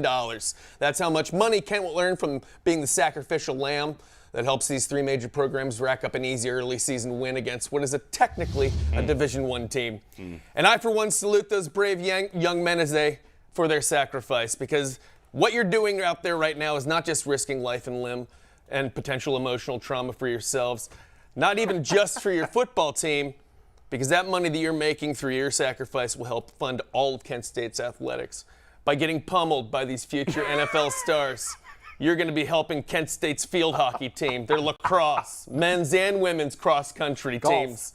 Without your brave service, there would be no women's volleyball, and men's golf would be no more. So thank you for your service. Your sacrifice will not be forgotten. By the way, you know who they're not supporting is the marching band at Kent State, which for some reason is not going on the road the entire season. That's nonsense. That's inappropriate. Our marching band, when I was there anyways, was just like, it seriously was like a tuba and a fat guy with a bass. They have a real It marching was like the band. Mayberry It parade was band. so bad. The only reason I know this is because my physical therapist, shout out Dr. DiFilippo, his son is in the marching band at Kent State, and they were disappointed that they weren't going to all these cool games. They should have to play. You guys should next year. You should add like playing Wisconsin to raise money for the marching band. Get murdered by them so that we can have a decent marching band system. I love the tweet that had the Venmo account. They might as well make a Venmo and save these kids some injuries. Yeah. I'll tell you what. I did watch. This is how I ain't got a life. Maybe I did watch the whole entire Washington Kent State game. By the way, Take maybe out of that. Uh-huh. Take maybe out of Yeah, that. maybe. Yeah. If you watch that whole game, Yeah, I did. You're officially in that category. Kent State, I like their defensive line. Kent State, made a couple, and their quarterback had a couple nice throws. I think they played very well considering all things being equal. They played a decent You think game. they're going to hang in the MAC, is what you're saying? Yeah, they'll win a couple games. they're going to get to the MAC and they're going to feel like they're playing junior high kids. Yeah, next year, I did see it gets easier next year. It's still bad, but it's not quite this bad. This was the doing of their old athletic director who is now out In jail. Pretty much, for murder. Well, first of all, I'll start my my take with shout out to the Bobcats. I love your new green helmets. You did beat Florida Atlantic at home. Shout out to that. So nice. And one Anthony Lima was back at his old stumping grounds. I saw him on Twitter. He was at OU doing I don't know. What are you doing, Lima? Come on now. He wasn't calling the game? No, he wasn't calling the game. New Papa, new proud He Papa. was just down there. I said, oh, okay. You what are you doing? Doesn't he do sports for Channel 19? Yeah. Maybe he was there covering it. Yeah, he was there. He's their weekend guy, He's a right? hack. Or he might have been partying. Total hack. Nothing wrong with that. Now, here's where we Hack start. dad. I will say this, man. Shout out to Coach Prime, man. So, Coach Prime, Deion Sanders, man, listen. I tell you what, I've never watched an HBCU game, and my dad went to an HBCU, right? And I watched Florida A&M, and I watched Jackson State. And shout out to you for having Gilly the Kid and Wallow on the sidelines, man. $1 million worth of game was in the building. Shout out for having jewelry on as a coach, all kind of jewelry with the aviators glasses. And shout out to you playing gangster drill rap music in the locker room and over the loudspeakers. And I'll tell you what, first and foremost, shout out to you for just doing all those things. But honestly, you bringing it back. HBCUs, the Grambling feeling, but I think you could do it on a bigger level. Yeah. You get number one recruits, you get people to come down, and you getting a spotlight shine on some of those schools that people didn't think they would be able to have it. And I think HBCUs are on the way. And it's another option for people to go to school and to say we can compete at that level. Shout out to Coach Prime. Very, very good job. Did they How win? about the game his son played? He threw for 5 His touchdowns. son's the quarterback. He was like lights out. For his team? 5 touchdowns. Yeah. So he coaches his son. Yeah. And they won. He completed the first 17, and he's like 17 of his passes. Didn't ball to hit the ground. He had 5 his son's touchdowns. like He threw 5 Instagram touchdowns. star, right? How is this not a reality show? This sounds like That's it a should great be a reality question. He already had It a is. reality show. Oh, it is? Yeah. Okay. Barstool does a documentary. They follow him around the whole season. Yeah. All right. What was By the the way, score? Hugh Jackson's team got crushed in their Put first 50 game. on him. If it was 50 to So it's something. easy. Yeah, And they money. play Eddie George next week. Yeah, they play. But Yeah. they play, Tennessee State. Hugh Jackson's team lost by like 50 in his first game. McNuggets, do you have a Barstool tattoo? It seems like you should. No, I'm not a huge Barstool fan in all honesty. All right, just checking. Yeah. I like some of their stuff, but for the most part, not a huge fan. Okay. All right, it wasn't over the weekend. It was late last week. It was announced that college football is going to a 12-team playoff. I don't know what McNuggets is going to beat me up about for. One of my very first final takes on this show was how college football needed to get its head out of the sand and expand from 4 teams to 12. I even laid out how it was going to go down. There was going to be 4 teams. The top 4 teams were going to get first week buys. 5 through 12 were going to play a traditional 8-team bracket tournament. And there were going to be home games at the first round. And essentially, exactly what I drew out on our whiteboard is exactly the plan that college football has adopted. Yep. There's nothing different in their plan than the one that I pitched. And the reason I said at the time, this is common sense. It's not a matter of if, but when. The reason it's happening now is because college football players have finally realized what they were missing all this time. money. And now that the universities have to come up with a way to pay these players, now they're going to give the fans what they should have been giving us all along, a real format that truly decides a champion on the field. I've always said, if you follow a sport that decides its champion with a vote in any way, shape, or form, you're kidding yourself.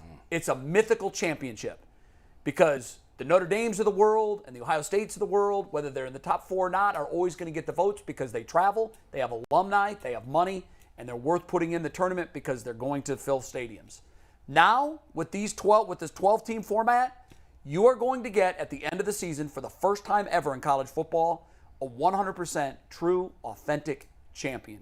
And it's about time. Kudos to college football. They figured it out of necessity, guys. They say necessity is the mother of invention.